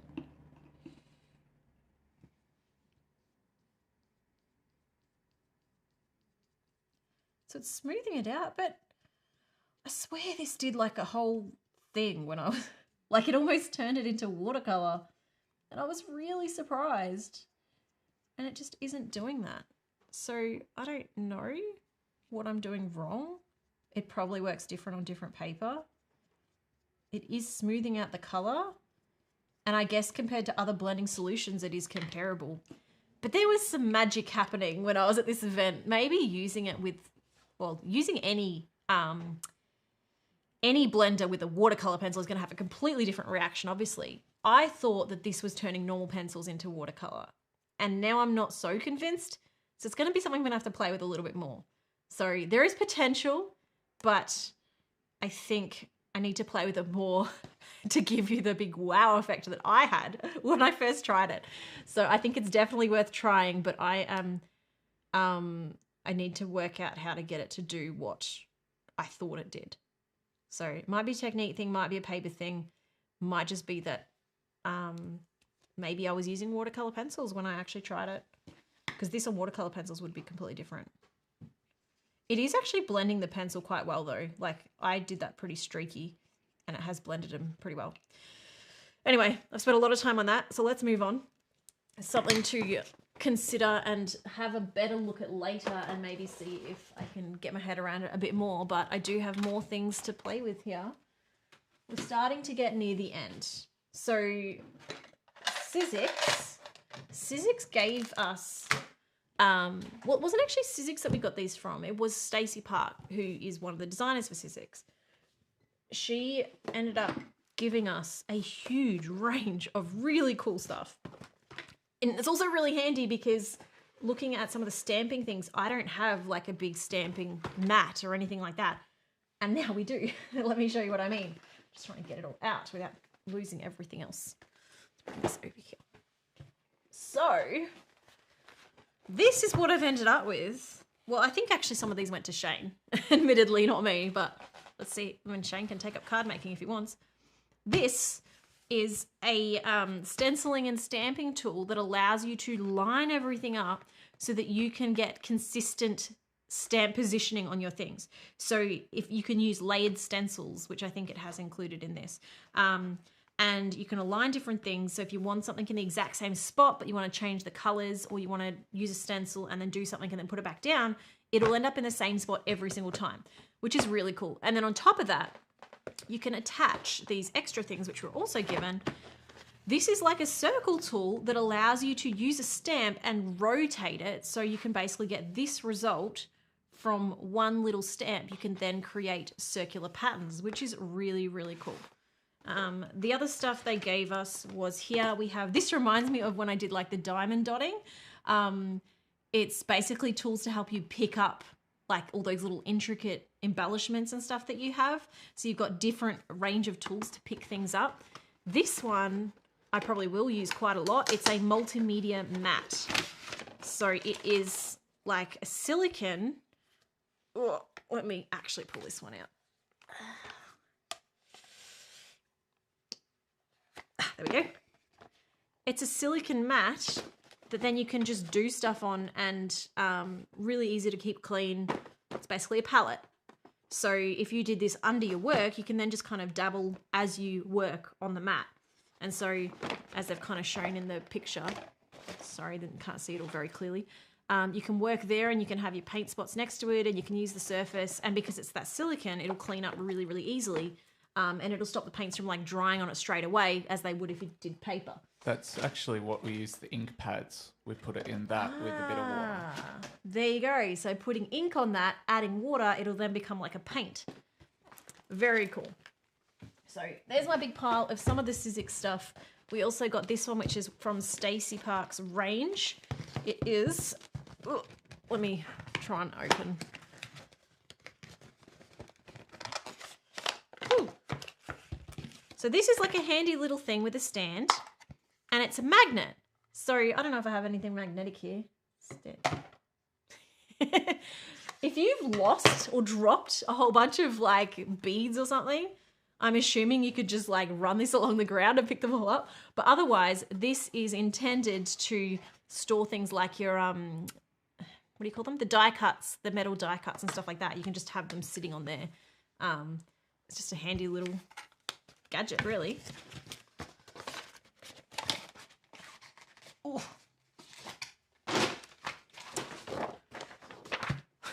This, now Natalie's going to have to show one of these off in our Discord. This is a paint by numbers kit, but you're painting a picture of your own pet.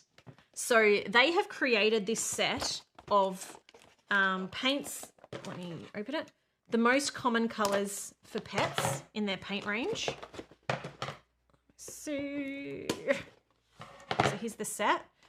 It's like the most common colors that you would use if you were painting animals.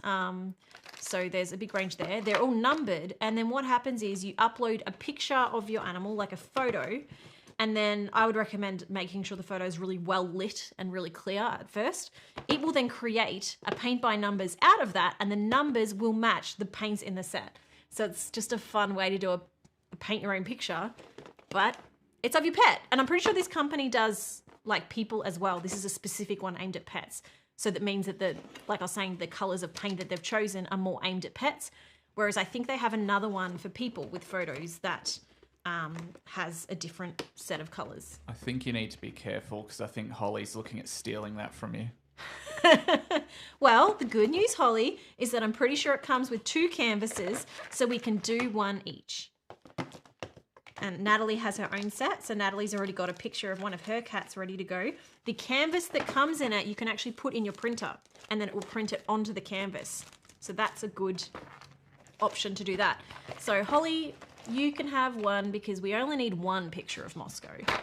And then Holly, you can do it for your beautiful doggy. So the perks of working in this office. I had to get, these I bought, right? I had to buy at least some coloring books while I was in America. So a lot of like fan coloring books are not really well drawn, but this one actually looks pretty good.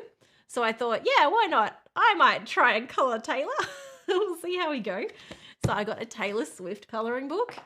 This is an art journaling book to help me with some ideas for art journaling, just like a magazine. Every time we go to a new place now, I'm collecting a coloring book drawn by like a local artist or just of the area. So we've got a New Orleans coloring book here as well. And then lucky last, I had to buy a Back to the Future coloring book. Again, it's actually decent lines. It looks very detailed, so I'll be able to like really see what I can do with this and see if I can make it realistic, which is exciting for me. Shane and I are currently watching the Back to the Future trilogy because I believe Shane has at least never seen the third one, maybe not the second one either. And I was like, that's just inexcusable because I love these movies. So we've just only last week or a few weeks ago, we've been in the US. A week before we went to the US, we watched the first Back to the Future again, and I'm taking Shane through the trilogy. So that's a lot of fun right now. This is a beautiful little journal that, who made this for me? I've already forgotten. Someone made this for me. Rhonda, do you remember who made these, if you're still there? They were being handed out at that dinner that we're at. I know, but who was it? Was it Cassie that made it? Oh, I'm not sure. Hang on to that. Rhonda, if you're in the comments still and you remember who made the beautiful little paper sketchbooks, please let us know. Otherwise, I wrote it down somewhere. Okay, we're getting near the end. We're coming to the end soon. We have... This is some cute little ribbons. Really good for card making. All these stamps and bits and pieces. Ooh, and then from... yeah, there we go. It was Cassie. So Cassie's another... Cassie actually does a whole bunch of mixed media on her channel. I don't know if Shane, if you can find a link to her channel, because I'm not entirely sure what her channel is called. Or unless Rhonda knows it off the top of her head. Because Cassie was another lovely creator that we met. And she does a lot of mixed media stuff, which is what I'm about to dive into. So her stuff is really cool.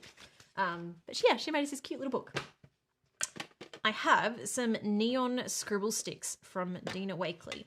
So these are something that we got to use a bit, and I won't go into too much here, but maybe we can have a little play quickly. They're neon, so they're like fluoro, and they look like crayons, but they're actually not crayons. I believe they are just straight pigment.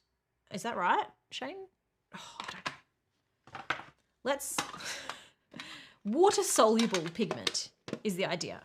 So if we grab our water brush, clean off whatever's on there, this then becomes a paint. So they're not a crayon.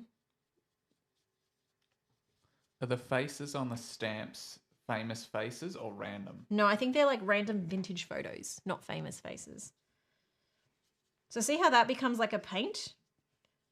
But you can also leave it scribbly.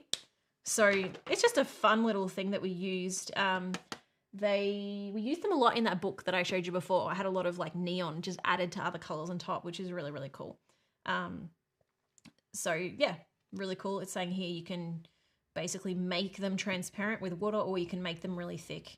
And you can do them on top of acrylic. I've bent the tin. You can do them on top of acrylic paint or other mediums. So where's the non-dinted tint?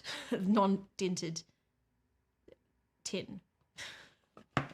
Yeah, so they're beautiful little set. And the colors actually go really well with if you are using some of her other paints.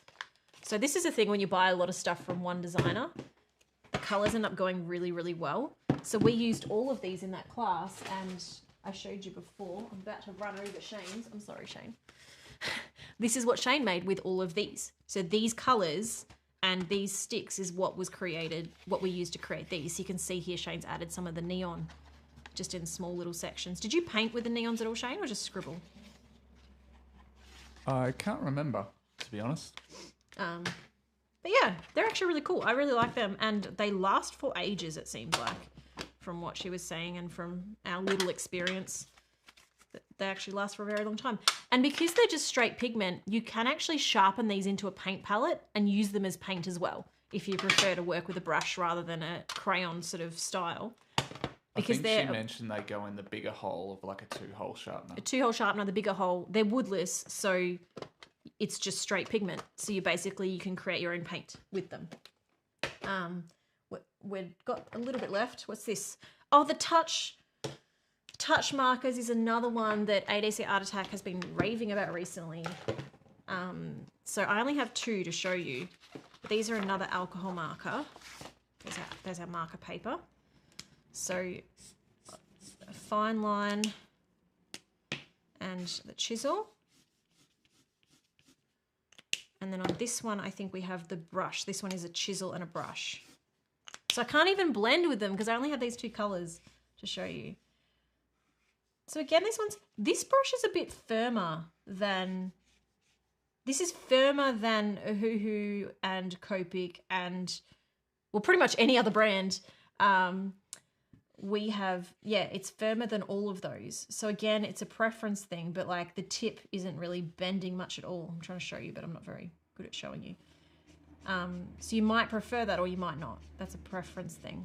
They seem like a decent marker, but I sort of also just feel like I don't have enough to really try them and test them out properly.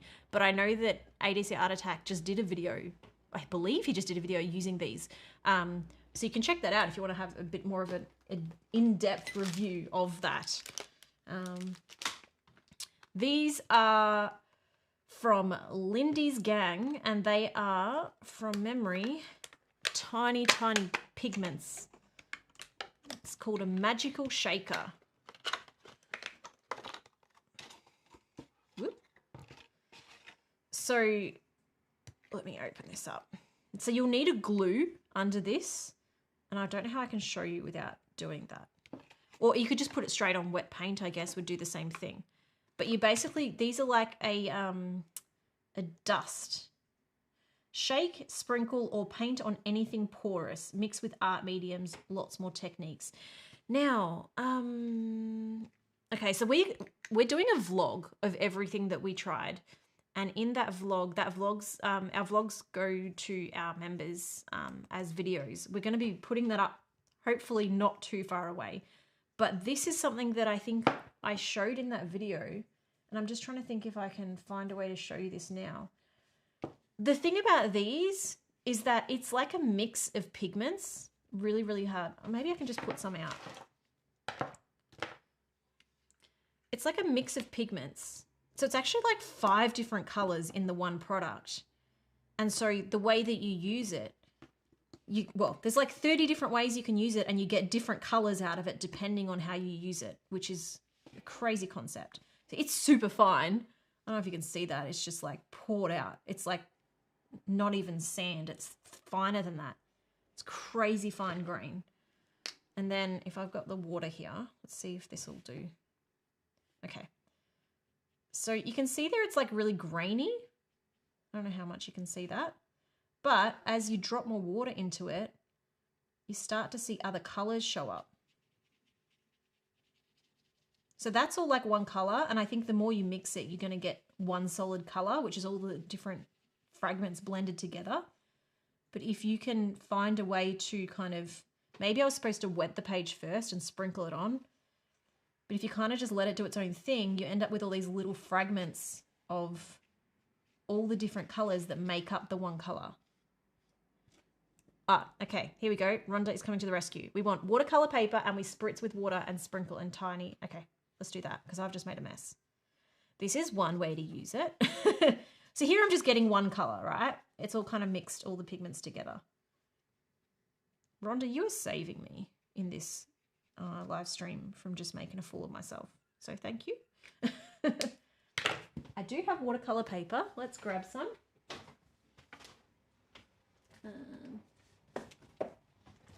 This is probably not a hot press. Let's try a, here we go, cold press. For a start, I might just do this and see what we get because it's really wet. Here we go. So this is great for mixed media because you can just do all kinds of stuff with it, right? So you've got this one color. You can already see little hints of pink. I don't know if you can see that. Let's get that one. That's the one we had. Just dump a bunch there. Now the spraying, I think, is where the magic really comes out. There we go. See, it's like almost confetti colors. You see those different colors coming out of that? Let's give it a... There's like one main color, but then there's all these little pockets of color. And see, by doing it this way, all the little colors have come out, whereas the way that I did it before, or if you're using a brush, you're kind of blending the color together. I shouldn't have done that on marker paper for one. And so it gets a completely different result. So this is one of those products that the different ways that you use it, you're going to get 100 different colors and different, well, not different colors, the same few colors, but completely different responses depending on how you use this product. So that was just one of the colors. There's actually a bunch of colors. That was just the one that was Alive and Kissing Cobalt is what that one's called. But this is something I actually really want to have a look at properly when it comes to the mixed media video, because it's really unique. I've never seen a product that does this where the pigments are separate, and because they're a fine powder, they're blended together, but they're still separate colors within that. So I think that's really cool. There are some really big splashes of pink in this, which is really pretty. And that light blue. I've added a lot of water. I mean, you can mop that up or just let it sit and dry. But yeah, look at all that color from, that's all one color. That's all one product has created all that color. Just spread this out so it dries a bit quicker for us.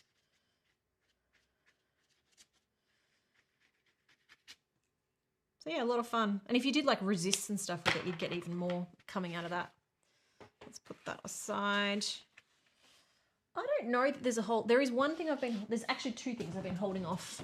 Oh, there's a whole another bag here. What else have we got? We've got distress crayons, which I think, no, distress watercolor pencil. So that's something that, I don't know if you've tried them before. That's from Ranger.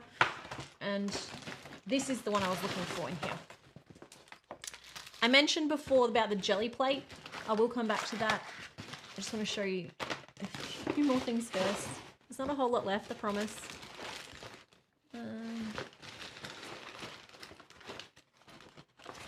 Here is my first attempt at resin. I made a little keychain with some little flowers in it. That was a bit of fun. This is watercolor from Ann Butler, gold watercolor. We have a new member. Oh, Rhonda! Oh, thank you for joining us, Rhonda. Okay, here we have, these are seashells. Who are these from? Emerald Creek Craft Supplies. They look fun. We have another scented tea eraser, black tea. This is from Kickerland. They made some really interesting stuff. That is not something I got. That is something I brought with me. And then we have the graphics. Oh, no, I think I already showed you this, or a version of this. Similar thing again. I think we just ended up with two of them. Okay, this is what I wanted to show you. So Pear Blossom Press is a company that we met there, and they have some really cool things that I'm just getting out because there's a few different options here. What they have, and I don't have an example to show you. I think Natalie made one, but she probably took it home. They have lights that fit within a card, like really flat. So you can make, it's sort of hard to see here, but you can add a light inside a card, and so it's like light up cards or scrapbooking or anything like that. But you can also do ones where you press it, or the one that they showed me, which I don't even know if it's out yet, you'd press it to turn it on, and then you would blow it out, like blowing out a candle, which was a very interesting thing to do. So these will come, you can see here, here's the batteries for them. They are like a coin.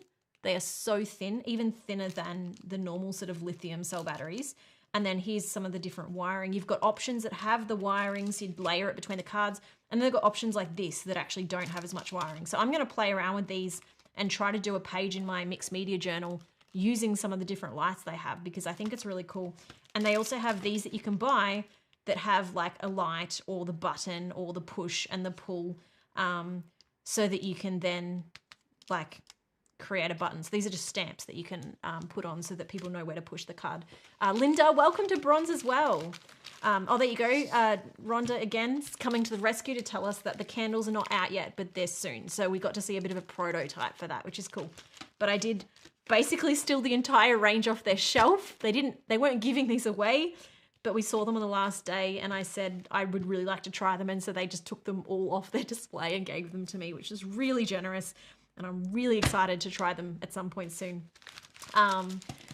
So this is cool. For those of you that don't know about the membership, so we do have a YouTube membership. If you join as a bronze member, you get the nice little pencil next to your name and it changes color the longer you remember. For our silver and above, you get access to more live streams and extra videos that we do just for members. So like I've mentioned, once I'm done here, which we're getting close, I was planning on this being 2 hours, it's already been 3. Once we're done here, I'm gonna take like a 15-minute break and then we're going to jump on stream again just for the members. That's for silver and above.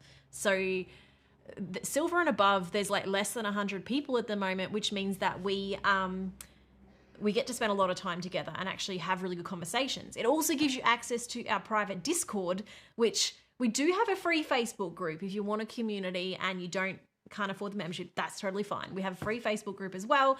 The Discord is, again, a bit of a smaller group. I'm in there a little bit more and it's for our members. And, you know, if you want to use the voice chats in there or share your artwork in there, that's what that's for. We also have, for gold members and above, we have coloring pages that I put out every month that they get access to that no one else does, and it's free for them in our coloring page vault. We probably also have a whole bunch of other bonuses for some of these that I can't even remember. So gold members get 10% off the store. 10% off all things from our website for gold members. And there might be some other perks, so have a look at the link that Shane's posted under my name there. There's also, oh yeah, you also get all the emojis like little Moscow with his tongue out. That's for bronze. Bronze gets that as well. And everyone above gets what's from below them. And then the teal is our highest tier, and teal members, we actually do a video call with me in Zoom or in Discord with those people in teal, and we just hang out and we just chat or we do craft or whatever, and we do that once a quarter. We also, if I do have samples of things that I end up not using, every now and then, we did at Christmas and we'll probably do one again soon, we package a few of them up and send them out to our teal members, so they sort of occasionally get free supplies from us, but it's not like a big thing that we do. It's just if we're going to give stuff to people and we only have 10 of something, we can't give it to everyone, so the teal members kind of get a little bit of priority in that because they're investing in us and giving us a bit of extra income every month to support our team, which we really appreciate. And I can see Rhonda's just upgraded to silver, so yay, we will see you in the stream after this, Rhonda. I'm about to upgrade Rhonda to a moderator because she's helping more than I am. Oh, no, it's really wonderful. Someone's getting a lot of ads. I'm sorry. We tried to set it to conservative for the ads on this stream so that it wouldn't come too much, but it's not entirely in our control. So that is a YouTube thing. I don't know if it cuts out the video or if it just puts you like put back a bit up. I don't know. So either way, I am sorry if you're getting a lot of ads. That's like, all I can say is YouTube Premium takes away the ads, but I know that's not in the budget for everyone. So back to our stuff. There are only a few things left. What I wanted to show you next, and it might be the last thing, possibly, is the jelly. Oh, no, there's actually, oh, okay, a few more things you can see some hiding under here. The jelly plate. Now, I have already used a jelly plate. I used it a lot in my painting with junk video. Painting with trash video. They've given me another smaller jelly plate, and this one has a border set with it. So this you can use to align if you want the same print over and over again. You can use this to align that as well. The jelly plate is probably one of my favorite new tools that you can use for mixed media, because it's just unlike anything I've seen for doing printing and all different kinds of effects. I can't even fully describe what it does, other than I've got some examples here of different things done with it. And then it's something that I will be exploring a lot in my mixed media video because there are so many techniques. So it's worth just even on YouTube looking up jelly printing, jelly plate, spelt like this, and you'll see some of the different things people create with it. They've also given me these, which are different tools that you can use to create texture or effects without damaging the jelly plate. You actually interviewed the inventor of the jelly plate for your next video. So in my next video where we're exploring mixed media, I actually had a big chat with the creator of the jelly plate about, you know, some of her favorite ways to use it, how she came up with the idea, and it's a really funny story. Let's just give you a hint and say that Jello is involved in the art making, but I had a big chat with her. She was really lovely and just heard her story about how she made it. These are some different examples of what you can do with the jelly plate. So some of these are using just all kinds of different, any mixed media, right? This is not the media, this is the tool. And these pictures, this is a feather that was put on the plate and then printed. And then some of these, you can use different stencils on it. You can use like layers on layers on layers of textures. They've used the lining tool to get this perfect, not perfect, but the same edge on all the different layers they've done. Like this one, they've done multiple layers and it's still got that edge. These ones are a completely different technique. It's like a transfer from a magazine picture. So this one and this one and this one, it's transferred black paint using a magazine picture. It doesn't work with every magazine, but apparently it works with most because of just the way magazines work. You can actually print the picture from the magazine onto your page and even do layers with it with different art. And I thought that is really cool. So that's something that I will be trying. That's something that she showed me how to do while we were there. And I'm glad because I would not have thought to try that with this. So really, really cool to see that you can do transfers like that. Welcome to Lurkin Jax as a new member. Yes, how did I miss that? Oh, I've not scrolling anymore. Lurkin Jax, welcome to Silver. So yeah, I haven't done the magazine thing on the jelly plate yet, but it's something that I'll absolutely be trying. My jelly plate so this is a little one, which is perfect for these sizes. I already somewhere in my office have a bigger one for like this kind of size, which I've used in the past. Oh, look at the color in that now, by the way. Wow. So that is the jelly plate. And I think that brings us to one more thing. I'm sure there are little bits and pieces that I've missed, but I think we've covered mostly everything except, so this, I'll come back to that. I saw these online and I was like, how do I get my hands on them? And then we went to the Royal Talon shop and I was like, they have them there. And I very nicely asked them if I could take a sample because these are Pantone markers. Pantone don't do products. Pantone don't team up with anyone to do products.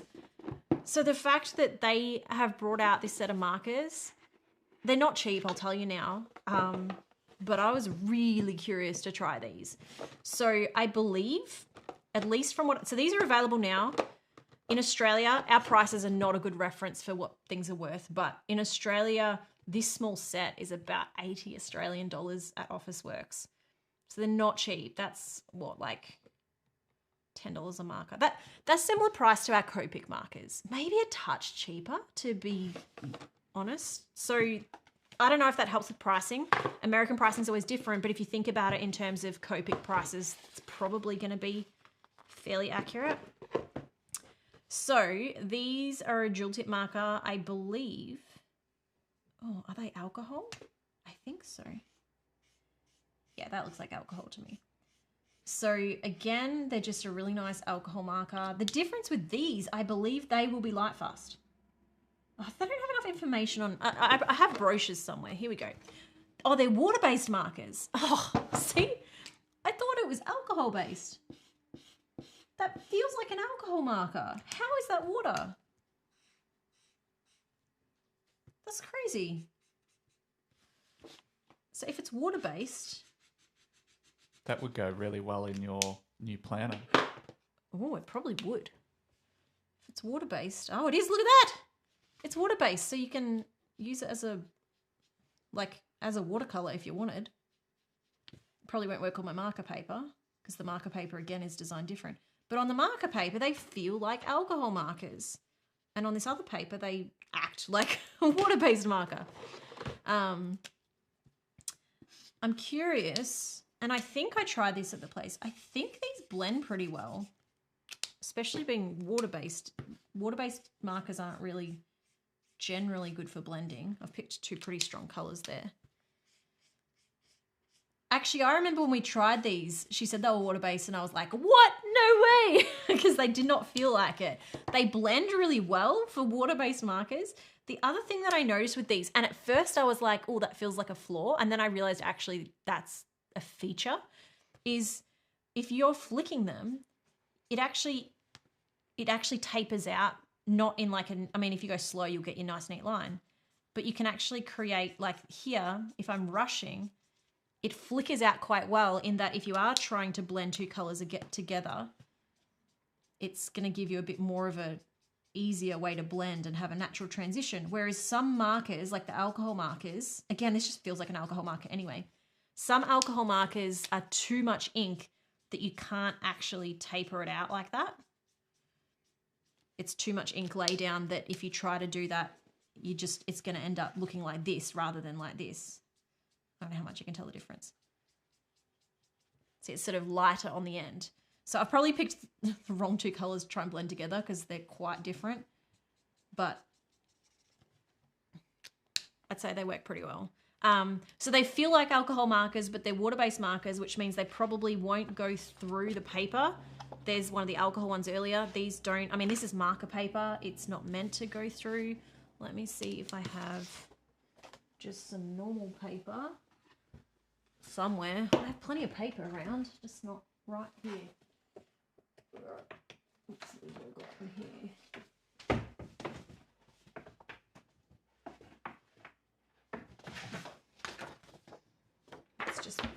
That's card, so that's probably not a good example. This is a bit thinner. This would definitely go through if it was an alcohol marker. So let's see how this goes. See, it works quite different on this compared to the marker paper because this is absorbing the ink, whereas the ink sits on top. So there you go. I've done 3 layers. Let's do a 4th layer. But even here, the ink kind of sits on top for a second before it soaks in, which is interesting. I did about 4 layers there. Okay, so it is going through that paper at about 4 layers. So you might want to test it on whatever you're using.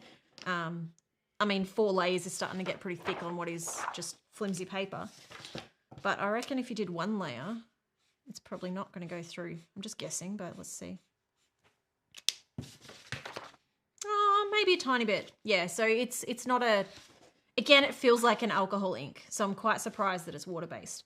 But let's just see what else it says. So the reference numbers are from the Pantone matching system, so you can actually match them directly to other things. If they end up bringing out other products, they'll all be a perfect match for each other. Oh, by the way, what we might do, I'm finishing up here, but we might finish up at like 5 past, and then I'm going to take a quick break, and then those of you who are members, we can jump back on after that if you're still up for more. And we might just keep that one a bit shorter than what I originally planned, because we've been chatting for 3 hours.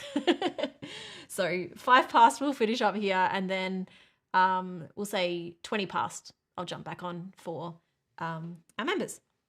So half past, because we can't do 20 past. Half past. Okay. Apparently we can't schedule for 20 past. Half past, we will come back on for members. All right. I'm just wondering, I'm trying to remember, and this isn't really telling. Oh yeah, so here we go. A higher light fastness than dye-based markers. So this is an interesting thing again, that we're seeing a trend with a few of these markers that I've tested, that they're starting to consider light fastness when it comes to markers, which is a really good thing, because that's something that markers have really lacked until now, that just all markers are just not light fast. It's just not a thing. So I'm really intrigued by the fact that multiple brands are considering light fastness and are trying to solve that problem. They're looking at how can we make, they're recognizing that brush markers are popular. Why does that feel like it doesn't fit? Does it go this way? They're recognizing that brush markers are really popular, and they are trying to find different inks to work with to create higher quality illustration markers. And I think a lot of that is thanks to a lot of the artists that are doing a lot of marker art, and, you know, people on YouTube and Instagram and stuff like that, that are using markers not for just architecture, but for like art. I think that's meaning that a lot of these brands are starting to pay attention and are starting to create products that better fit those needs. So this is another really exciting one that I think is going to be a lot of fun. It's already available, at least here in Australia, so I assume that it's available elsewhere as well. We will, Rhonda, just regarding the next video. So it'll be at half past and it'll be scheduled. And I think members get a notification, but also, oh, there you go. Shane's already posted it. There's a link there so members can access that. Before we finish up, I just want to quickly show you, because this is the book that I'm intending on completely filling. during my mixed media video challenge. There's a lot of pages to go, but as you can see, I've made a tiny start because what I did, so this book is one of Dina Wakley's books. I actually bought this a while ago, long before I realized we'd get a chance to spend time with her at this event. But as soon as we realized that she was at NAMTA conference, I said, we should try and get Dina to help me start the book. So we actually did. And Dina has created this beautiful first page to get this book started using a bunch of her things. She signed it here for us as well. And so this is going to be part of that video of how she created this and her thought process and how she approaches her mixed media in general. So that's something that we had a wonderful time. I didn't really help. I just stood next to her and talked while she did this. But it's a beautiful start to a book that has lots of empty pages with things to do, and I'm very excited to try. There is another page here that was started. Christy Troxell helped me with this page as well. She's another artist who does a lot of work with a lot of different brands. So she created this, and then we didn't get to put it on a page, but this was something I created with Stacey Park. So this is, I'm trying to remember what products we use for this. We have it all in the video. There's a bit of a shimmer to it. But basically it was like a mass watercolor thing, and you can see it's gone right through, but we actually painted on the back and then you get the result on the front, and we stamped this as well. So that was a really cool technique that she showed me, and let's just say I'm going to have a lot of fun in this video. For someone who is a bit of a perfectionist, and with my colored pencil work often, like I put a lot of hours into something, I'm actually really excited to do something where I need to let go. I need to learn to accept the mess, accept the mistakes, and push past the perfectionism. And I mean, I would have thought that something like that would have been scary, but actually I'm just excited. The little bit that I've tried and the little bit that I've dabbled and the stuff that I've seen people do, I'm just full on excited about how can I get in this, how can I try it, and how can I really learn all the techniques. I'm going to try every possible, that's not even possible, but every possible technique that I can find with mixed media. I'm going to have a go and see what we can do to fill this book. And then after that, I'll be interested to see how many of those skills I can sort of bring back to, say, colouring books. And can we use colouring books in the mixed media, and can we use mixed media in the colouring books? So I kind of want to just see where it takes us, but it's a fun new journey for what we're doing. To finish up, I think, oh, someone's just pointed out the Pantone markers at Officeworks are $18 each. That's worse than Copic. Whew, that's a lot. Copic in Australia is more like $11 to $13. So they're expensive. They might not stay that expensive, but they are for now. To finish up, where did I put it? Oh, it's over here.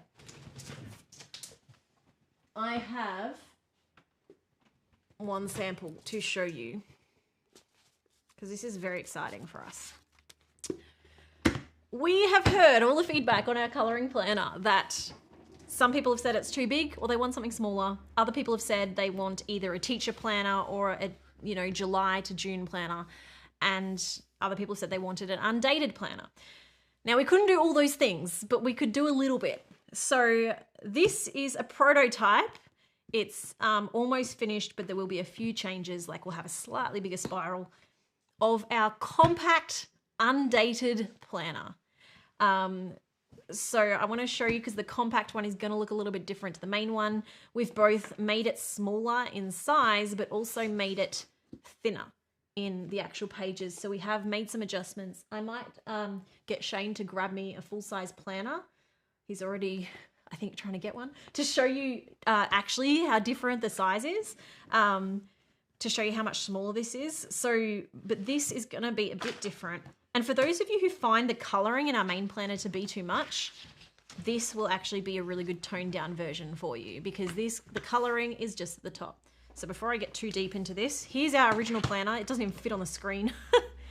And here is our smaller planner. Shane, can I zoom out? No, you're just going to give me that camera. Okay. So there's our difference. So it doesn't look a whole lot smaller, but practically it feels much easier to kind of carry. It'll still come with the box like the big one does, but this is the big desktop planner, really. This is the classic planner, and then this is our new compact planner.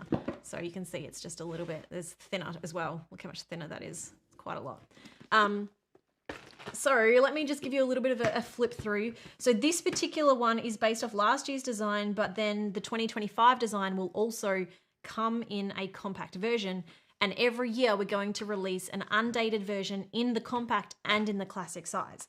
So the undated version also has some pages that have changed from the original. So the compact 2025 planner will be a kind of a weird blend between this and the one that we already have.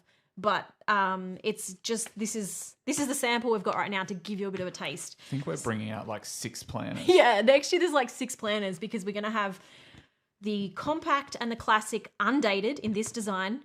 Then we're going to have the compact and the classic undated in the new design. And then we're going to have the compact and classic 2025 planner. There's a lot of options. So we've reduced, so literally the yearly stuff, because it's undated, there's no calendar. And so we've just kept it simple. We've just got the yearly goals because we don't know when you want to start the year. We've left all these blank so you can put your own calendar stickers or something, or you could just leave, like use it for a sticker or something pretty. We've moved the dashboard to here. And then the goal setting, we've changed a little bit for this one. For the compact size. So all the compact planners have the goal setting a bit different because otherwise it just took up too many pages. So let me show you that when we get to it. We still have a coloring page every month, and then the monthly calendar. Now you've got the space.